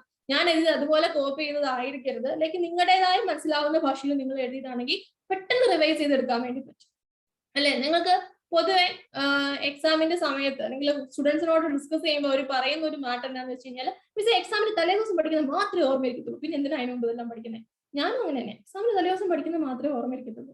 പക്ഷെ പറയുന്നത് ചെറിയൊരു മിസ്റ്റേക്ക് ആണ്. എക്സാമിന് തലേദിവസം റിവൈസ് ചെയ്യുന്നത് മാത്രമേ ഓർത്തിരിക്കത്തുള്ളൂ. എക്സാമിന് തലേദിവസം നമ്മളൊരു വലിയ ബൾക്ക് എടുത്ത് കുറെ അങ്ങ് പഠിച്ചെന്ന് പറഞ്ഞാൽ അത് എഴുതാൻ പറ്റുമോ എക്സാമിന്? പറ്റത്തൊന്നുമില്ല അല്ലെ. റിവൈസ് ചെയ്യുന്നതാണ് നമ്മൾ ഓർത്തിരിക്കുന്നത്. പണ്ട് പഠിച്ച സാധനം റിവൈസ് ചെയ്യും. അപ്പൊ എന്തിനാ നമ്മൾ ഇതിന് മുമ്പ് 1, 2, 3 തവണയൊക്കെ ഇത് പഠിക്കുന്നത്? എക്സാമിന്റെ തലേ ദിവസം നമ്മൾ റിവൈസ് ചെയ്യാൻ എടുക്കുന്ന സമയം അത് ഏറ്റവും മിനിമം ആവണം. അപ്പോഴേ നമുക്ക് ഫുൾ റിവൈസ് ചെയ്യാൻ വേണ്ടി പറ്റത്തുള്ളൂ അല്ലെ. നമ്മൾ ക്ലാസ് ടൈമിൽ ഇരിക്കുമ്പോൾ ഇപ്പൊ ഒന്ന് കേട്ടു, നിങ്ങൾ ഒരു 2 തവണ ഇത് ഫുൾ ഒന്ന് റിവൈസ് ചെയ്തെന്ന് വെച്ചു. എക്സാമിന്റെ തലേ ദിവസം എടുക്കുമ്പോൾ ഈ എൻറ്റയർ സിലബസ് നിങ്ങൾക്ക് റിവൈസ് ചെയ്യാൻ മേ ബി ഒരു 2 ദിവസം വേണ്ടി വരും. അത്രയും സമയം നിങ്ങൾക്ക് ഇല്ല, 1.5 ഡേ ഉള്ളൂ. അതിനകത്ത് നിങ്ങൾ എന്ത് ചെയ്യണം? ഒരു 80 or 70% റിവൈസ് ചെയ്ത് നിർത്തേണ്ടി വരും. ബാക്കി 30% നിങ്ങൾ പഠിച്ചതാണ് നിങ്ങൾക്ക് നല്ല ബോധമുണ്ട്, പക്ഷെ തലേദിവസം റിവൈസ് ചെയ്യാതെ കാരണം നിങ്ങൾക്ക് അത് ഓർത്തെടുത്ത് എഴുതാൻ പറ്റത്തില്ല. ഇത് മെജോറിറ്റി കേസിൽ സംഭവിക്കുന്ന ഒരു കാര്യമാണ്. അപ്പൊ എന്താ ചെയ്യേണ്ടേ? റിവിഷന്റെ എണ്ണം കൂട്ടണം. അപ്പം 10 തവണ റിവൈസ് ചെയ്താൽ നിങ്ങൾക്ക് ഇത് ഫുൾ ഒന്ന് എക്സാമിന്റെ തലേദിവസം റിവൈസ് ചെയ്യാൻ 6 മണിക്കൂർ മതിയായിരിക്കും. 10 തവണ റിവൈസ് ചെയ്യണമെന്ന് ഞാൻ പറയുന്നില്ല. അതാണ് റിവിഷന്റെ എണ്ണം കൂടുമ്പോൾ എക്സാമിന്റെ തലേദിവസം എടുക്കുന്ന സമയം കുറയും. അപ്പൊ നമുക്ക് ഫുള്ള് റിവൈസ് ചെയ്യാൻ വേണ്ടി പറ്റും. അതായിരിക്കണം നമ്മുടെ ഇന്റൻഷൻ. നമ്മൾ സ്റ്റഡി മെറ്റീരിയൽ എടുത്തത് വേറൊരു എക്സ്റ്റേണൽ ഓതറിന്റെ ബുക്കോ എന്റെ ബുക്കോ എടുക്കാത്തതിന്റെ ഉദ്ദേശം, അതിനകത്തൊക്കെ നമുക്ക് ഒരുപാട് എക്സ്ട്രാ ഇൻഫർമേഷൻസ് കാണും. പക്ഷെ ഇൻസ്റ്റിറ്റ്യൂട്ട് തരുന്നൊരു പ്രോമിസ് ഉണ്ട്, 90 to 95% സ്റ്റഡി മെറ്റീരിയൽ തന്നെ അവർ ചോദിക്കും. അപ്പൊ ഏറ്റവും മിനിമം റിസോഴ്സസിൽ നിന്ന് പഠിച്ചത് ഫുള്ള് റിവൈസ് ചെയ്ത് നമുക്ക് എക്സാം എഴുതാൻ പോകാൻ പറ്റണം അല്ലെ. 95 മാർക്സ് അവർ കവർ ചെയ്യുമെന്ന് പറയുമ്പോൾ നിങ്ങളോട് 100 മാർക്കിന്റെ ക്വസ്റ്റ്യൻ ചോദിച്ചിട്ടല്ലല്ലോ 100 എഴുതാൻ പറയുന്നത് അല്ലെ. 30 മാർക്സിന്റെ MCQവും 30 മാർക്ക് 70 മാർക്കിന്റെ ഡിസ്ക്രിപ്റ്റീവ് എഴുതുമ്പോൾ 94 മാർക്കിന്റെ ക്വസ്റ്റ്യൻ ചോദിച്ചിട്ട് 70 നിങ്ങൾ എഴുതുന്നേ. അപ്പൊ അവർ ഒഴിവാക്കാനുള്ളതൊക്കെ ആ വഴിക്ക് പോയിക്കോളും. Don't worry about it. അപ്പൊ നമ്മൾ സ്റ്റഡി മെറ്റീരിയൽ ഫുള്ള് പഠിക്കുക. ഇനി ആർക്കെങ്കിലും എനിക്ക് 100% സിലബസ് അറിയാൻ പറ്റത്തുള്ളൂ, മൊത്തം പഠിക്കണം എന്നുണ്ടെങ്കിൽ ഞാൻ ഈ പഠിപ്പിക്കുന്ന സ്റ്റഡി മെറ്റീരിയൽ മൊത്തം പഠിക്കുക. ഇനി എക്സ്ട്രാ സമയം ഉണ്ടെങ്കിൽ സെക്ഷൻ നമ്പേഴ്സ് ഫുള്ള് നല്ലപോലെ പഠിക്കുക. പിന്നെ ബാക്കി സബ്ജക്ട്സ് ഉണ്ടല്ലോ 3 എണ്ണം കൂടെ, ഒരു ഗ്രൂപ്പ് എഴുതുന്നവർക്ക് 3 എണ്ണം, മൊത്തം എഴുതുന്നവർക്ക് 7 എണ്ണം. അത് പഠിച്ച് തീർന്ന ഈ സമയമുള്ളപ്പോൾ എന്നോട് പറ. അപ്പൊ ഞാൻ എക്സ്ട്രാ വേറെ ഓതേഴ്സിന്റെ ബുക്കിലുള്ളതെല്ലാം കൂടെ എന്നാന്ന് വെച്ചാൽ നിങ്ങളെ പഠിപ്പിച്ചേക്കാം. ഞാൻ സമ്മതിച്ചു. പക്ഷെ ഞാൻ ക്വസ്റ്റ്യൻ ചോദിക്കും, ഇതിനകത്ത് എല്ലാം ക്വസ്റ്റ്യൻ പറഞ്ഞു കഴിഞ്ഞാലേ ബാക്കി പഠിക്കത്തുള്ളൂ. ആദ്യം നമ്മുടെ കയ്യിലുള്ള റിസോഴ്സിനെ മാക്സിമം യൂട്ടിലൈസ് ചെയ്യുക. അത് കഴിഞ്ഞിട്ട് നിങ്ങൾ എക്സ്ട്രാ റീഡിങ്ങിന് പോയാൽ മതി. ഓക്കെ.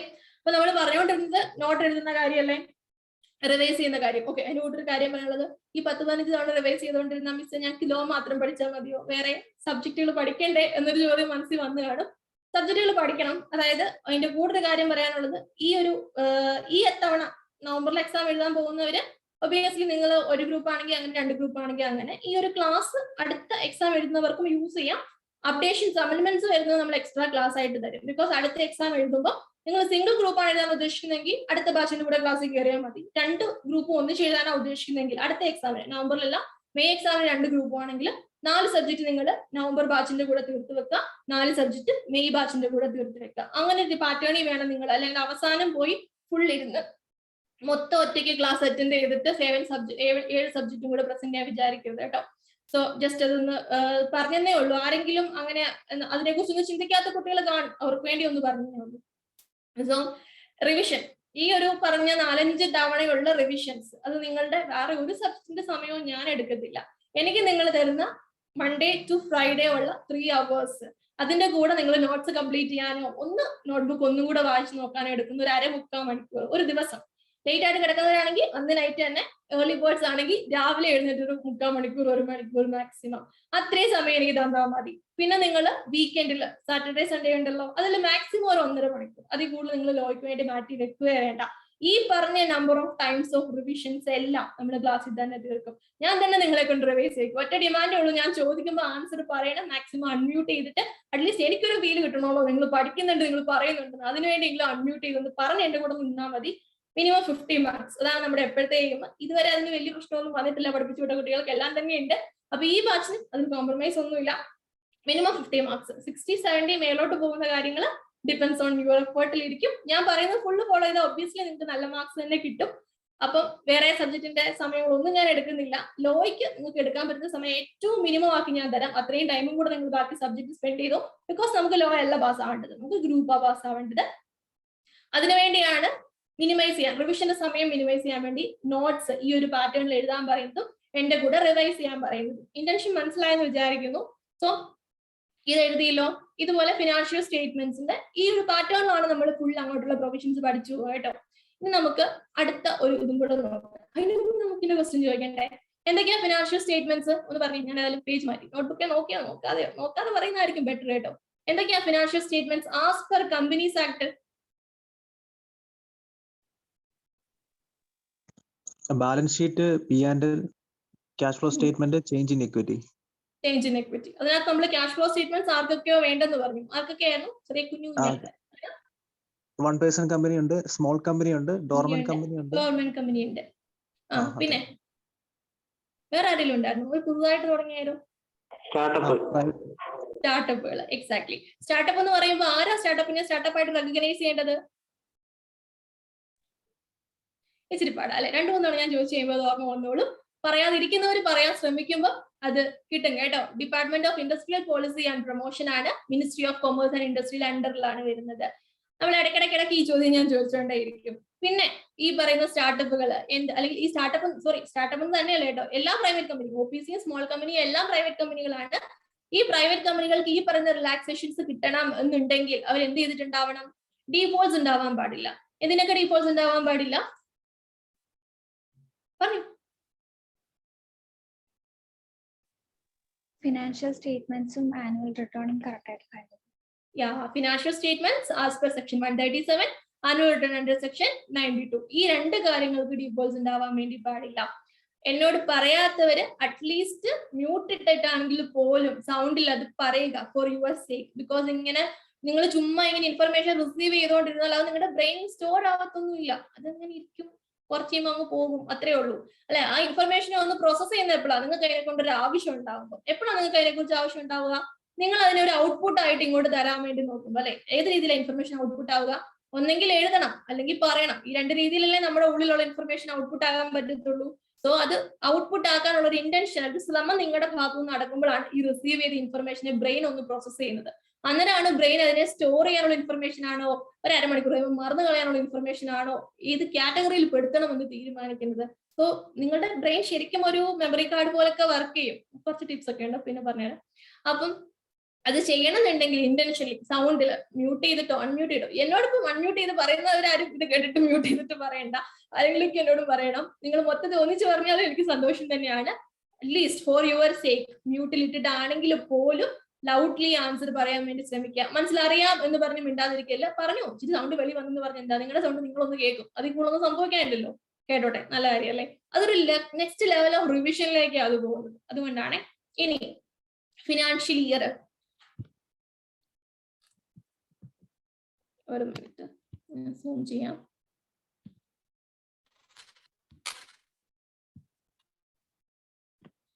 നോർമലി നമ്മുടെ ഡിക്ഷണറി മീനിങ്ങിൽ എന്താ ഫിനാൻഷ്യൽ ഇയർ? 1st April തുടങ്ങി എന്നാ തീരുന്നേ? 31st March. ആർച്ചിയും റെഡ്മിക്ക് കറക്റ്റ് ആയിട്ട് എല്ലാത്തിനും ഉള്ള മറുപടി ചാറ്റിൽ എഴുതുന്നുണ്ട്, ഞാൻ കാണുന്നുണ്ട്. പക്ഷെ എനിക്ക് റിയൽ ടൈം ആയിട്ട് റെസ്പോൺസ് തരണമെങ്കിൽ എന്താ നിങ്ങൾ പറയുമ്പോഴാണ് ഇച്ചിരിയും കൂടെ ബെറ്റർ. അതുകൊണ്ടാണ്. So financial year 31st March തീരും, ഏപ്രിലിൽ തുടങ്ങും. പക്ഷേ കമ്പനീസ് ആക്ടിൽ ഒരു എക്സ്ട്രാ ക്ലോസും കൂടെ അതിന് പറയുന്നുണ്ട്. എന്താ? 31st March of every year ആണ് ഫിനാൻഷ്യൽ ഇയർ തീരുന്നത്. ഹൗവർ ഒരു കമ്പനി തുടങ്ങിയത് after 1st day of January in year ആണ് എന്നുണ്ടെങ്കിൽ ആ കമ്പനിയുടെ ഫിനാൻഷ്യൽ ഇയർ എന്ന് പറയുന്നത് ആ വർഷം അവസാനത്തെ 31st March അല്ല, 31st March of the following year ആണെന്നാണ് പറയുന്നത്. ഫോർ എക്സാമ്പിൾ നമ്മളിപ്പോ ഒരു കമ്പനി തുടങ്ങിയില്ലേ, ഇതൊന്ന് സൂം ഔട്ട് ചെയ്യുവാണേ.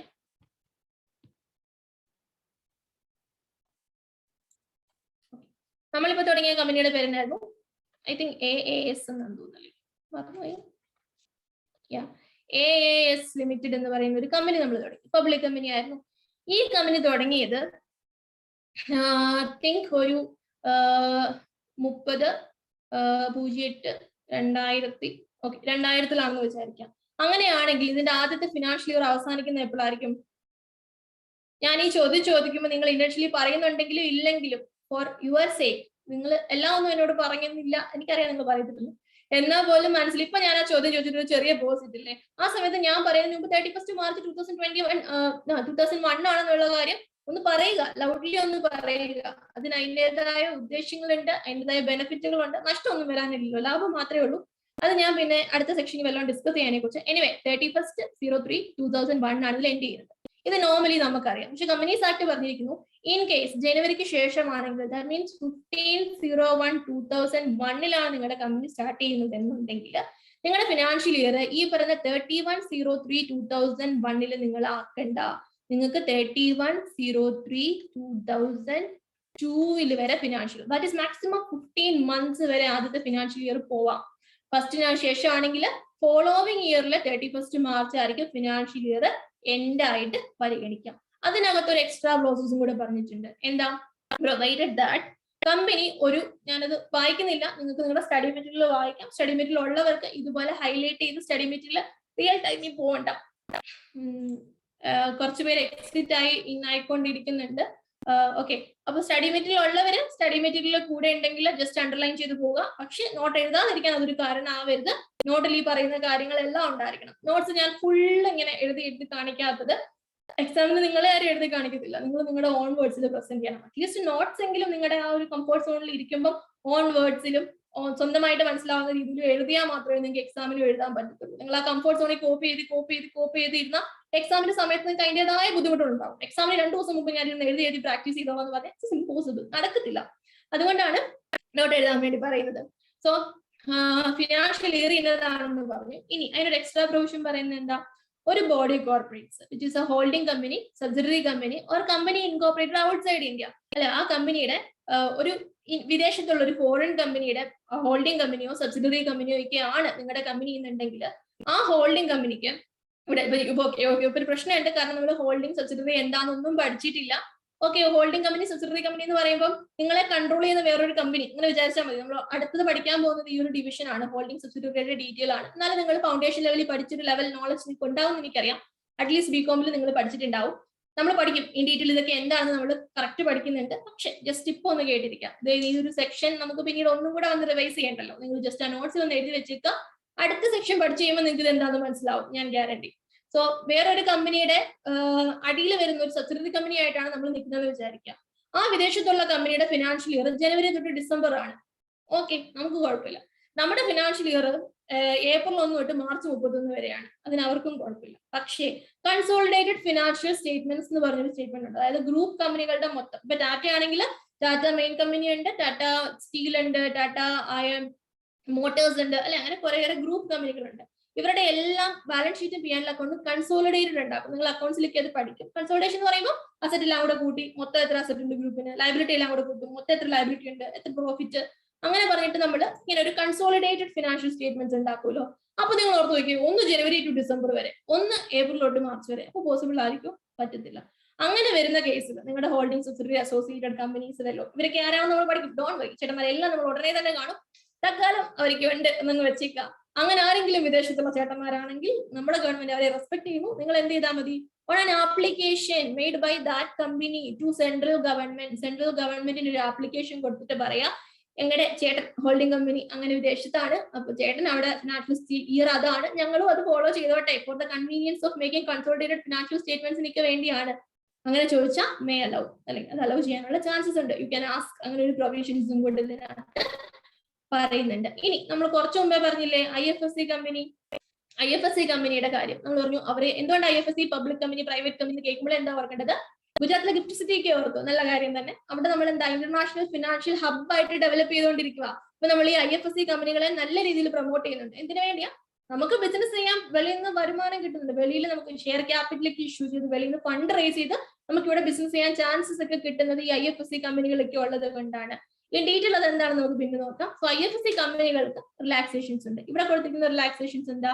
ഇപ്പൊ നമ്മൾ പറഞ്ഞില്ലേ ഫിനാൻഷ്യൽ ഇയർ ഫോളോ ചെയ്യാനുള്ള ഒരു അപ്രൂവല്, ഈ അപ്രൂവൽ ആർക്ക് ആവശ്യമില്ല?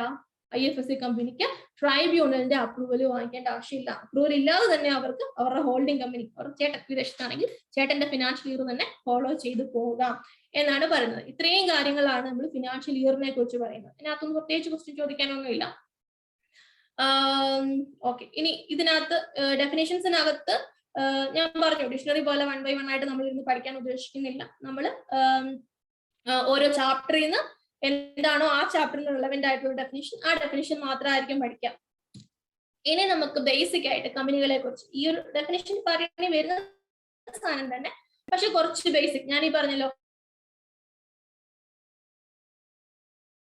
അതൊക്കെ എന്താണെന്ന് ഒന്ന് നോക്കിയിട്ട് ഇൻകോർപ്പറേഷൻ ചാപ്റ്റർ തൊട്ട് 1 by 1 ആയിട്ട് പഠിച്ചു തുടങ്ങാം. അപ്പൊ നമുക്ക് ആ കമ്പനി ഏതൊക്കെയാണെന്നുള്ളതും കൂടി നോക്കാം. അതിന് നമ്മൾ നോട്ട്ബുക്ക് എടുത്തോ, നമുക്ക് ആദ്യം ഒരു ചാർട്ട് ഫോമിൽ ആ നോട്ട്സ് ഒന്ന് വരയ്ക്കാം.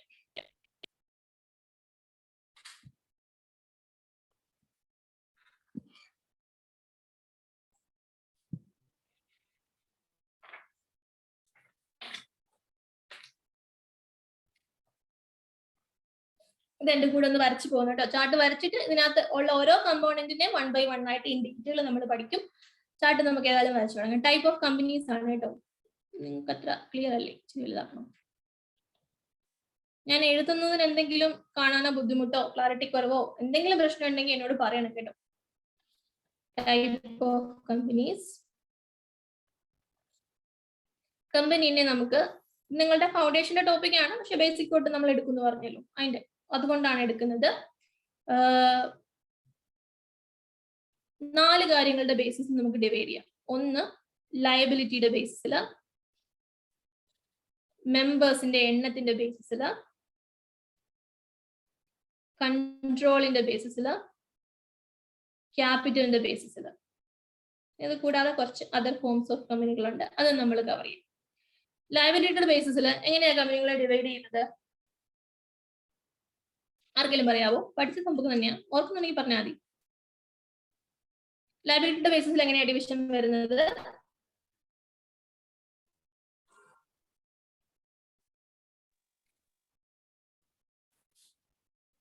ഞാൻ തന്നെ പറയാം അല്ലെ. കമ്പനി ലിമിറ്റഡ് ബൈ ഷെയർസ്, അതുപോലെ തന്നെ കമ്പനി ലിമിറ്റഡ് ബൈ ഗ്യാരണ്ടി, അതുപോലെ തന്നെ അൺലിമിറ്റഡ് കമ്പനി. ഇതിനകത്ത് company limited by guarantee with share capital, എഴുതാൻ സ്ഥലമില്ല, ഇങ്ങോട്ട് എഴുതാവേ. With share capital, without share capital, ഇങ്ങനെ 2 ഡിവിഷൻ ഉണ്ട്. ഇതൊക്കെ എന്താണെന്ന് ഞാൻ പറയാം, റഫായിട്ട് ഇപ്പൊ ഒന്ന് പറയാം. എന്താണെന്ന് ഇൻ ഡീറ്റെയിൽ നമ്മൾ അടുത്ത ക്ലാസ്സിൽ കാണും. അത് മനസ്സിലായില്ലെങ്കിലും അതിനെക്കുറിച്ച് അധികം ബോധേടാവേണ്ട, നോട്ട് എഴുതാൻ വേണ്ടിയാണ് കേട്ടോ ഇങ്ങനെ പറയുന്നത്. അൺലിമിറ്റഡ് കമ്പനിയും ഇതുപോലെ തന്നെ വിത്ത് share capital, without share capital എന്ന് പറഞ്ഞാൽ എന്താ ഉദ്ദേശിക്കുന്നത് വെച്ച് കഴിഞ്ഞാല്, നമ്മളിപ്പോ ഒരു കമ്പനി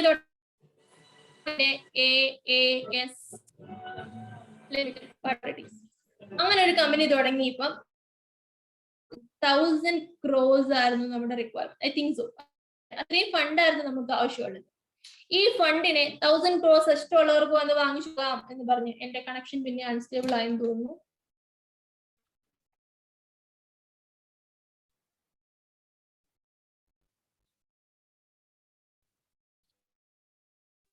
ഡിലേ ആണോ? ലാഗ് ഉണ്ടോ?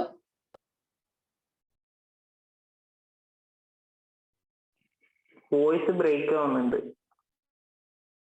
ഓക്കെ, നിങ്ങൾ എന്നോട് പറഞ്ഞാൽ മതി. കാരണം ബിക്കോസ് ഇന്ന് എന്റെ നെറ്റിന് ഒരു ഇഷ്യൂ ഉണ്ട്. അപ്പൊ ഞാൻ മൊബൈൽ നെറ്റ്വർക്കിലാണ് കണക്ട് ചെയ്തിരിക്കുന്നത്.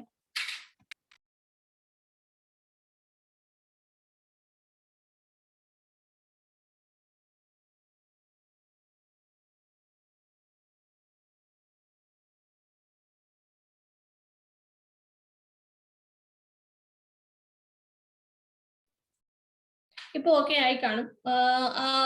നെറ്റിന്റെ ഒരു പണി കഴിയാൻ 2 ദിവസം സമയം എടുക്കും. അപ്പൊ 2-3 ദിവസത്തിനുള്ളിൽ അത് ഓക്കെ ആകും. പിന്നെ മൊബൈലിനെ നമുക്ക് ആവശ്യമില്ല. മൊബൈൽ ആകുമ്പോ ഇങ്ങനെ ഇടയ്ക്കിടയ്ക്ക് ചെറിയ പണിയൊക്കെ തരും. അതുകൊണ്ടാണ്. ഇപ്പൊ ഓക്കെ ആയല്ലോ അല്ലേ? ഇപ്പൊ കുഴപ്പമില്ല. എന്തെങ്കിലും ഉണ്ടെങ്കിൽ അന്നേരം പറഞ്ഞാൽ മതി, ശരിയാക്കാം. അപ്പൊ നമ്മുടെ AS ലിമിറ്റഡ് എന്ന് പറയുന്ന കമ്പനി നമുക്ക് 1000 crores ആണ് ആവശ്യമുള്ളത്. നമുക്ക് ജസ്റ്റ് ഇപ്പൊ നമ്മള് ഇതെങ്ങനെയാ 1000 മണി ആവശ്യമുള്ളവരെല്ലാം ഇഷ്ടം പോലെ നിങ്ങൾക്ക് പറ്റുന്ന പോലെ പൈസ കൊണ്ടുപോകാന്ന് പറഞ്ഞാണ് നമ്മൾ ഇൻവൈറ്റ് ചെയ്യുന്നത്. അല്ല, നമ്മൾ ഇതിനെ ഡിവൈഡ് ചെയ്യും അല്ലെ. നമ്മൾ ഇതിനെ ഒരു 10 crore ഷെയർസ് ഓഫ് ₹100 ഈച്ച് ഇങ്ങനെ പറഞ്ഞ് നമ്മൾ അങ്ങ് ഡിവൈഡ് ചെയ്യും. ദാറ്റ് മീൻസ് 100 രൂപ വിലയുള്ള 10 കോടി ഷെയറുകളായിട്ട് നമ്മൾ ഇതിനെ ഡിവൈഡ് ചെയ്യും. ഓരോരുത്തർക്കും കപ്പാസിറ്റി അനുസരിച്ച് എത്ര നമ്പർ ഓഫ് ഷെയറുകൾ എടുക്കാൻ പറ്റുമോ അത്രയും ഷെയറുകൾ അവർക്ക് വാങ്ങിക്കാം. ആ ഒരു രീതിയിലാണ് നമ്മൾ ഷെയർ ക്യാപിറ്റലിനെ ഡിവൈഡ് ചെയ്ത് കൊടുക്കുന്നത്. ഇതിനകത്ത് ഞാൻ ഫേസ് വാല്യൂ ആണ് ഈ 100 എന്ന് പറഞ്ഞിട്ടിരിക്കുന്നത്. ഫേസ് വാല്യൂ മാർക്കറ്റ് വാല്യൂ ഒന്നാണ് എന്നൊരു അസംഷനിൽ എടുത്തേക്കുന്നത്. എന്ന് വെച്ച് കഴിഞ്ഞാല് നിങ്ങൾക്കറിയാലോ, നിങ്ങളുടെ കയ്യിൽ ഇപ്പോൾ റിലയൻസിന്റെ ഷെയറുകൾ കാണും. ആ ഷെയറുകളിലൊക്കെ മാർക്കറ്റിലെ വില മാറി മാറി മാറി വന്നുകൊണ്ടിരിക്കും. ഇത് കൂടാതെ അതിനൊരു ഫേസ് വാല്യൂ ഉണ്ട്. ശരിക്കുള്ള ഫേസ് വാല്യൂ എന്ന് പറഞ്ഞാൽ ഷെയറിന് ഒരു വില ഉണ്ടാവും. ആ വില നിങ്ങൾ ഇപ്പൊ ഞാൻ എക്സാമ്പിൾ ഇപ്പൊ നിങ്ങളെ ഷെയർഡ് ആണോ നോക്കട്ടെ. അത് ക്രോമിന്റെ പേജ് ഇപ്പം ഓക്കെ ആണോ, നിങ്ങൾക്ക് കാണാൻ പറ്റുന്നുണ്ടോ?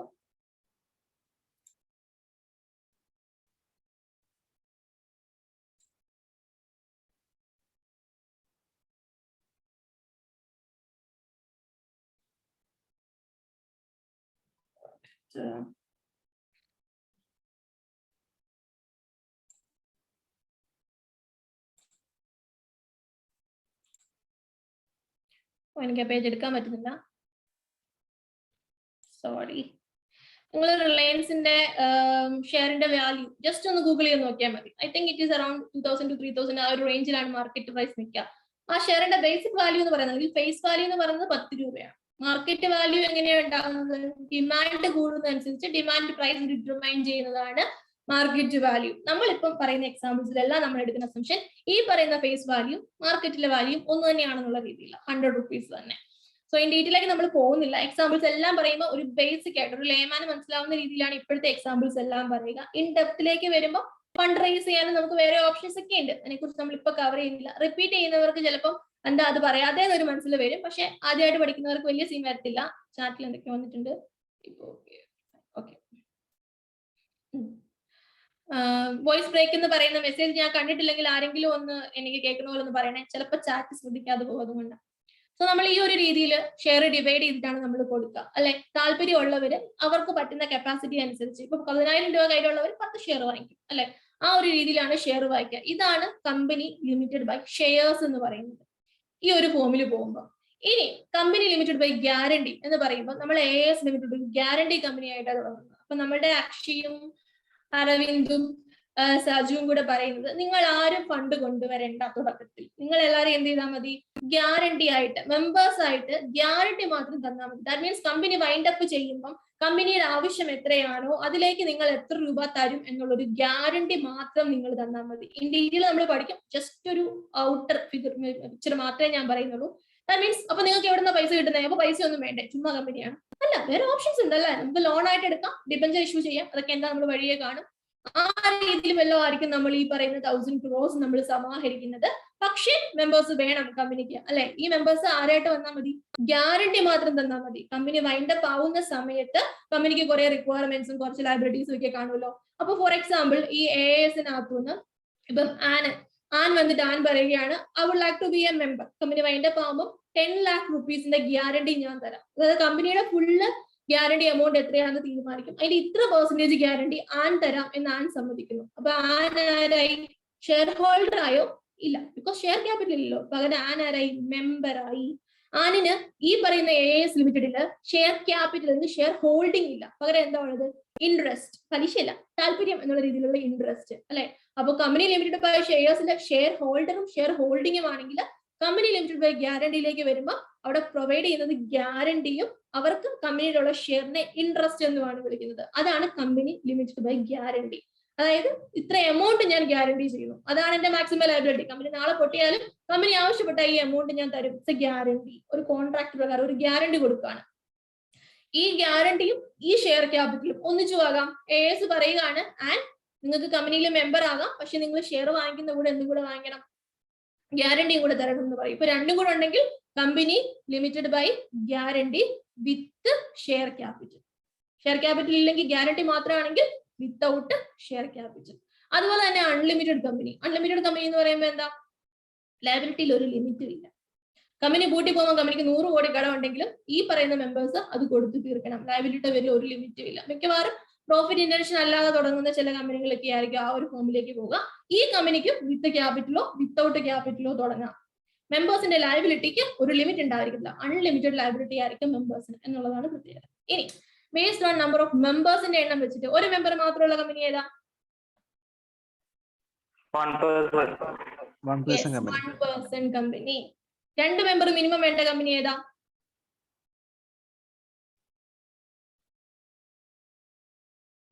പ്രൈവറ്റ് കമ്പനിക്ക് മിനിമം 2 പേര് മതി. പബ്ലിക് കമ്പനി ആണെങ്കിൽ മിനിമം എത്ര പേര് വേണം? 7 ആണോ?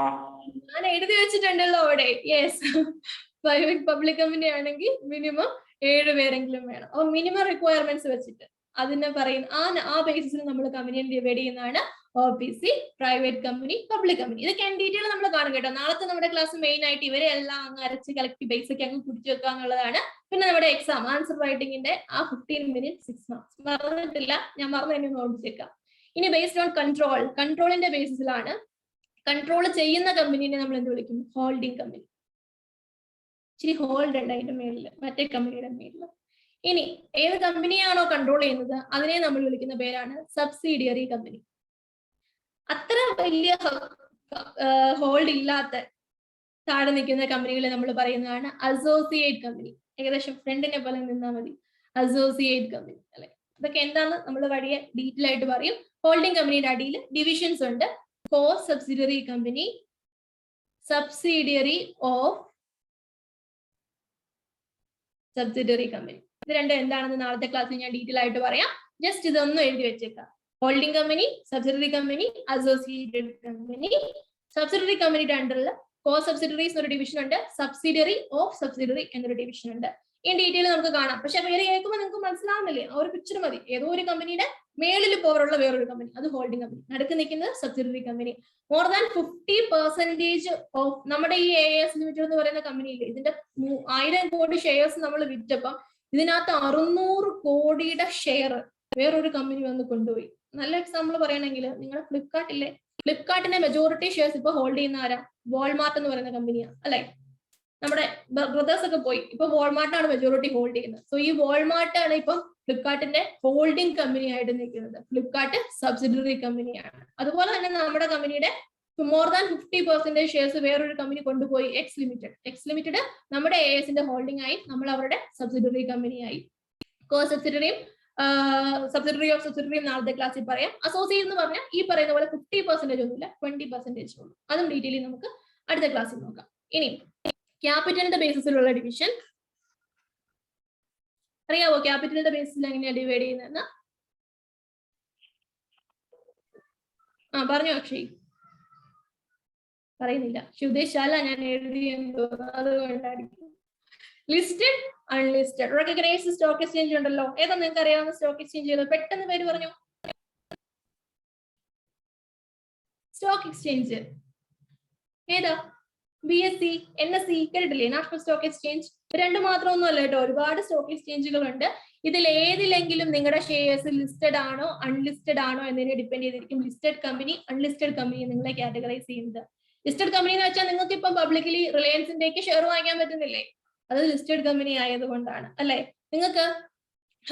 നിങ്ങളിപ്പോ തുടങ്ങാൻ പോകുന്ന ASന്റെ ഷെയർസ് പോയി നിങ്ങൾ ഈ പറയുന്ന സ്റ്റോക്ക് എക്സ്ചേഞ്ചിൽ നിന്ന്, നിങ്ങളുടെ സ്റ്റോക്ക് മാർക്കറ്റിൽ നിന്ന് വാങ്ങിക്കാൻ പറ്റുമോ? ഇല്ല. ഇപ്പൊ നമ്മൾ നമ്മുടെ കമ്പനി ഇതുവരെ ലിസ്റ്റ് ചെയ്തിട്ടില്ല, നമ്മൾ ലിസ്റ്റ് ചെയ്തതിനെ കുറിച്ച് ആലോചിക്കുന്നേ ഉള്ളൂ, അതുകൊണ്ട് കിട്ടത്തില്ല. അതാണ് അൺലിസ്റ്റഡ് കമ്പനി. ഇതും ഡീറ്റെയിൽ ആയിട്ട് നമ്മൾ നാളെ നോക്കും. അതിനൊരു അമെന്റ്മെന്റ് വന്നിട്ടുണ്ട്. സോ അത്രയും ഇമ്പോർട്ടന്റ് ആണ് ഈ പറയുന്ന ലിസ്റ്റഡ് അൺലിസ്റ്റഡ് ക്ലാസിഫിക്കേഷൻസ്. അതിന് ഡീറ്റെയിൽ ആയിട്ട് തന്നെ നാളത്തെ ക്ലാസ് നമുക്ക് നോക്കാം. പിന്നെ അതേഴ്സ് കമ്പനി എന്ന് പറയുന്നത് ഗവൺമെന്റ് കമ്പനി എന്ന് പറഞ്ഞൊരു കാറ്റഗറൈസേഷൻ ഉണ്ട്. പിന്നെ നമ്മൾ കണ്ട സ്മോൾ കമ്പനി വേറൊന്നുമല്ല, പ്രൈവറ്റ് കമ്പനിയുടെ തന്നെ ഒരു ചെറിയ കൂട്ടത്തിൽ. നമ്മൾ പോപ്പുലേഷനകത്ത് മൈനേഴ്സ് എന്ന് പറയത്തില്ലേ, അതുപോലെ കുട്ടികളുടെ ഇടയിൽ KG സ്റ്റുഡൻസ് എന്ന് പറയത്തില്ലേ, അതുപോലെ ഒരു കുഞ്ഞു ഗ്രൂപ്പ് കുറച്ച് റിലാക്സേഷൻസ് കൊടുക്കാൻ വേണ്ടി കാറ്റഗറൈസ് ചെയ്ത് വെച്ചേക്കുന്ന സ്മോൾ കമ്പനി. ബിഗ് കമ്പനി എന്ന് പറഞ്ഞൊരു സാധനം ഇല്ല. സ്മോൾ കമ്പനി അല്ലാത്തെല്ലാം ബിഗ് കമ്പനിയാണെന്നൊക്കെ ആരൊക്കെയോ പറഞ്ഞ് ഞാൻ കേട്ടിട്ടുണ്ട്. അങ്ങനെ ഒരു സംഭവം ഇല്ല കേട്ടോ. പിന്നെ സെക്ഷൻ 8 കമ്പനി, ചാരിറ്റബിൾ ഒബ്ജക്റ്റീവ്സിന് വേണ്ടി തുടങ്ങുന്ന കമ്പനിയാണ് സെക്ഷൻ 8 കമ്പനി. സോ ഇത്രയും ഞാൻ വളരെ വൃത്തികേടായിട്ട് എഴുതിയേക്കുന്നത്. ഏകദേശം വൃത്തിയായിട്ട് നിങ്ങൾക്ക് നോട്ടിൽ എഴുതാൻ പറ്റുന്നതായിരിക്കും. സ്ക്രീൻഷോട്ട് എടുത്താലും അത്യാവശ്യം വായിക്കാൻ പറ്റും തോന്നുന്നു, മൊത്തം കിട്ടാത്തവർ. അപ്പൊ അതൊന്ന് നോട്ട്സിലേക്ക് എഴുതി വെക്കുക. നമ്മൾ നാളത്തെ സെക്ഷനിൽ ഇവരെ എല്ലാം ഇൻ ഡീറ്റെയിൽ തെറോ ആയിട്ട്, ഏറെക്കുറെ നിങ്ങൾക്ക് അറിയാവുന്നവർ പോലും ചോദിക്കുമ്പോൾ ഞാൻ ചോദിക്കുമ്പോൾ മറുപടി ആയിട്ട് പറയാൻ പറ്റാത്ത എന്താ ചെറിയ കൺഫ്യൂഷൻസ് അല്ലെ, ആ കൺഫ്യൂഷൻസ് ഒന്നും ഇല്ല, എല്ലാം ഒഴിവാക്കി ഇവരെല്ലാം നാളെ ഡീറ്റെയിൽ ആയിട്ട് നമ്മൾ കവർ ചെയ്യുന്നുണ്ട്. അതാണ് നാളത്തെ നമ്മുടെ പ്രിലിമിനറി. അതോടുകൂടി നമ്മൾ പ്രിലിമിനറി ചാപ്റ്റർ നിർത്തും. പിന്നെ നമ്മൾ 1ാം തീയതി തൊട്ട് ഇൻകോർപ്പറേഷന്റെ ചാപ്റ്റർ ആയിരിക്കും കവർ ചെയ്യുക. സോ ഇത് നോട്ടിൽ എഴുതിയില്ലോ അല്ലെ എല്ലാവരും? ചാറ്റിൽ എന്തൊക്കെയോ ഒന്ന് കിടപ്പുണ്ട്, ഞാൻ നോക്കട്ടെ. Private company, 1% company. സോ ഇതാണ്. ഇതോടെ 9 മണി ആയില്ലേ? ഇപ്പം മോക്ക് സെക്ഷൻസ് 2 മണിക്കൂർ വീതം ഇടുന്നുള്ളൂ, 7 to 9. അത് കഴിഞ്ഞിട്ടുള്ളത് 3 hours ആയിരിക്കും. ചാറ്റിൽ എനിക്ക് അതിനെക്കുറിച്ച് അധികം കമന്റ്സ് വന്നില്ല എന്ന് തോന്നുന്നു. ഞാൻ കാണാത്തതാണോ? ആരെങ്കിലും എന്തെങ്കിലും പറഞ്ഞിരുന്നോ ടൈമിങ്ങിനെ കുറിച്ച്?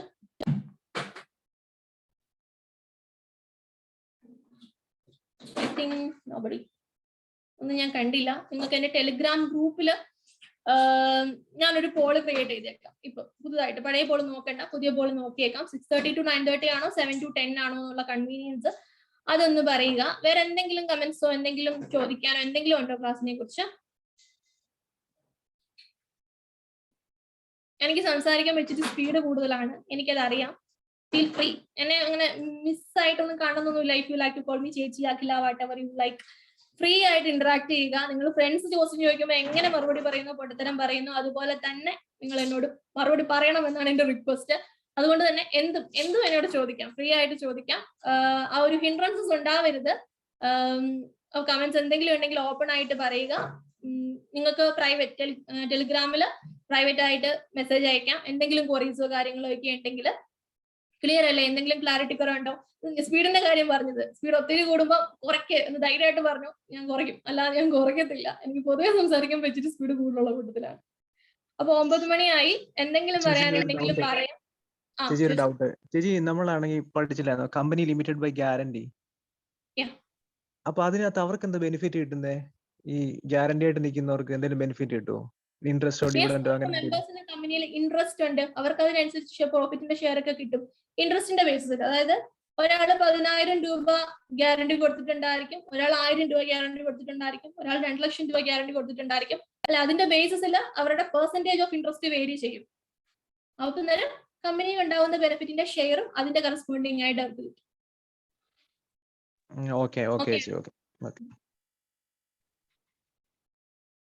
ഇനി എന്തെങ്കിലും ക്ലാസ്സിനെ കുറിച്ചോ, ഇനി ബാക്കി ക്ലാസ്സുകൾ, ഇപ്പൊ നമ്മുടെ ക്ലാസ് പ്ലാൻ ചെയ്യുന്ന രീതിയൊക്കെ കൂടുതൽ നമുക്ക് നാളെ ഡിസ്കസ് ചെയ്യാം.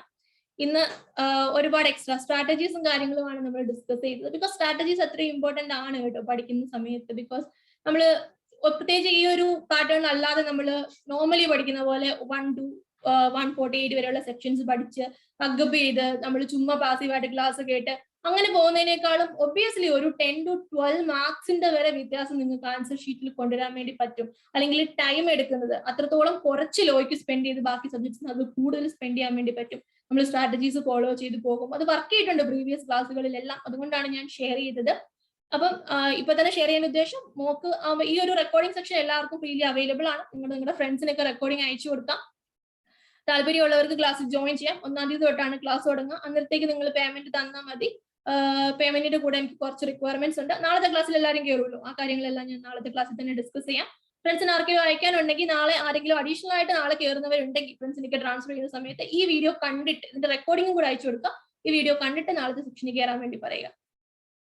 ഓക്കെ. ഇനി എന്തെങ്കിലുമൊക്കെ ഉണ്ടെങ്കിൽ, ഇങ്ങനെ പറയാൻ ബുദ്ധിമുട്ടാണെങ്കിൽ ടെലിഗ്രാം പേഴ്സണലി മെസ്സേജ് ചെയ്തു. ക്ലാസിനെ കുറിച്ചുള്ള കമന്റ്സോ ഫീഡ്ബാക്സോ വാട്ട് എവർ ഇറ്റ് ഈസ്, എന്തെങ്കിലും മാറ്റം വരുത്തണമെങ്കിലോ എല്ലാം നിങ്ങൾക്ക് ചെയ്യാം. നെറ്റിന്റെ കാര്യം പ്രത്യേകിച്ച് പറയണ്ട, എനിക്കറിയാം കുറച്ച് പ്രശ്നങ്ങൾ ഉണ്ടായിരുന്നു.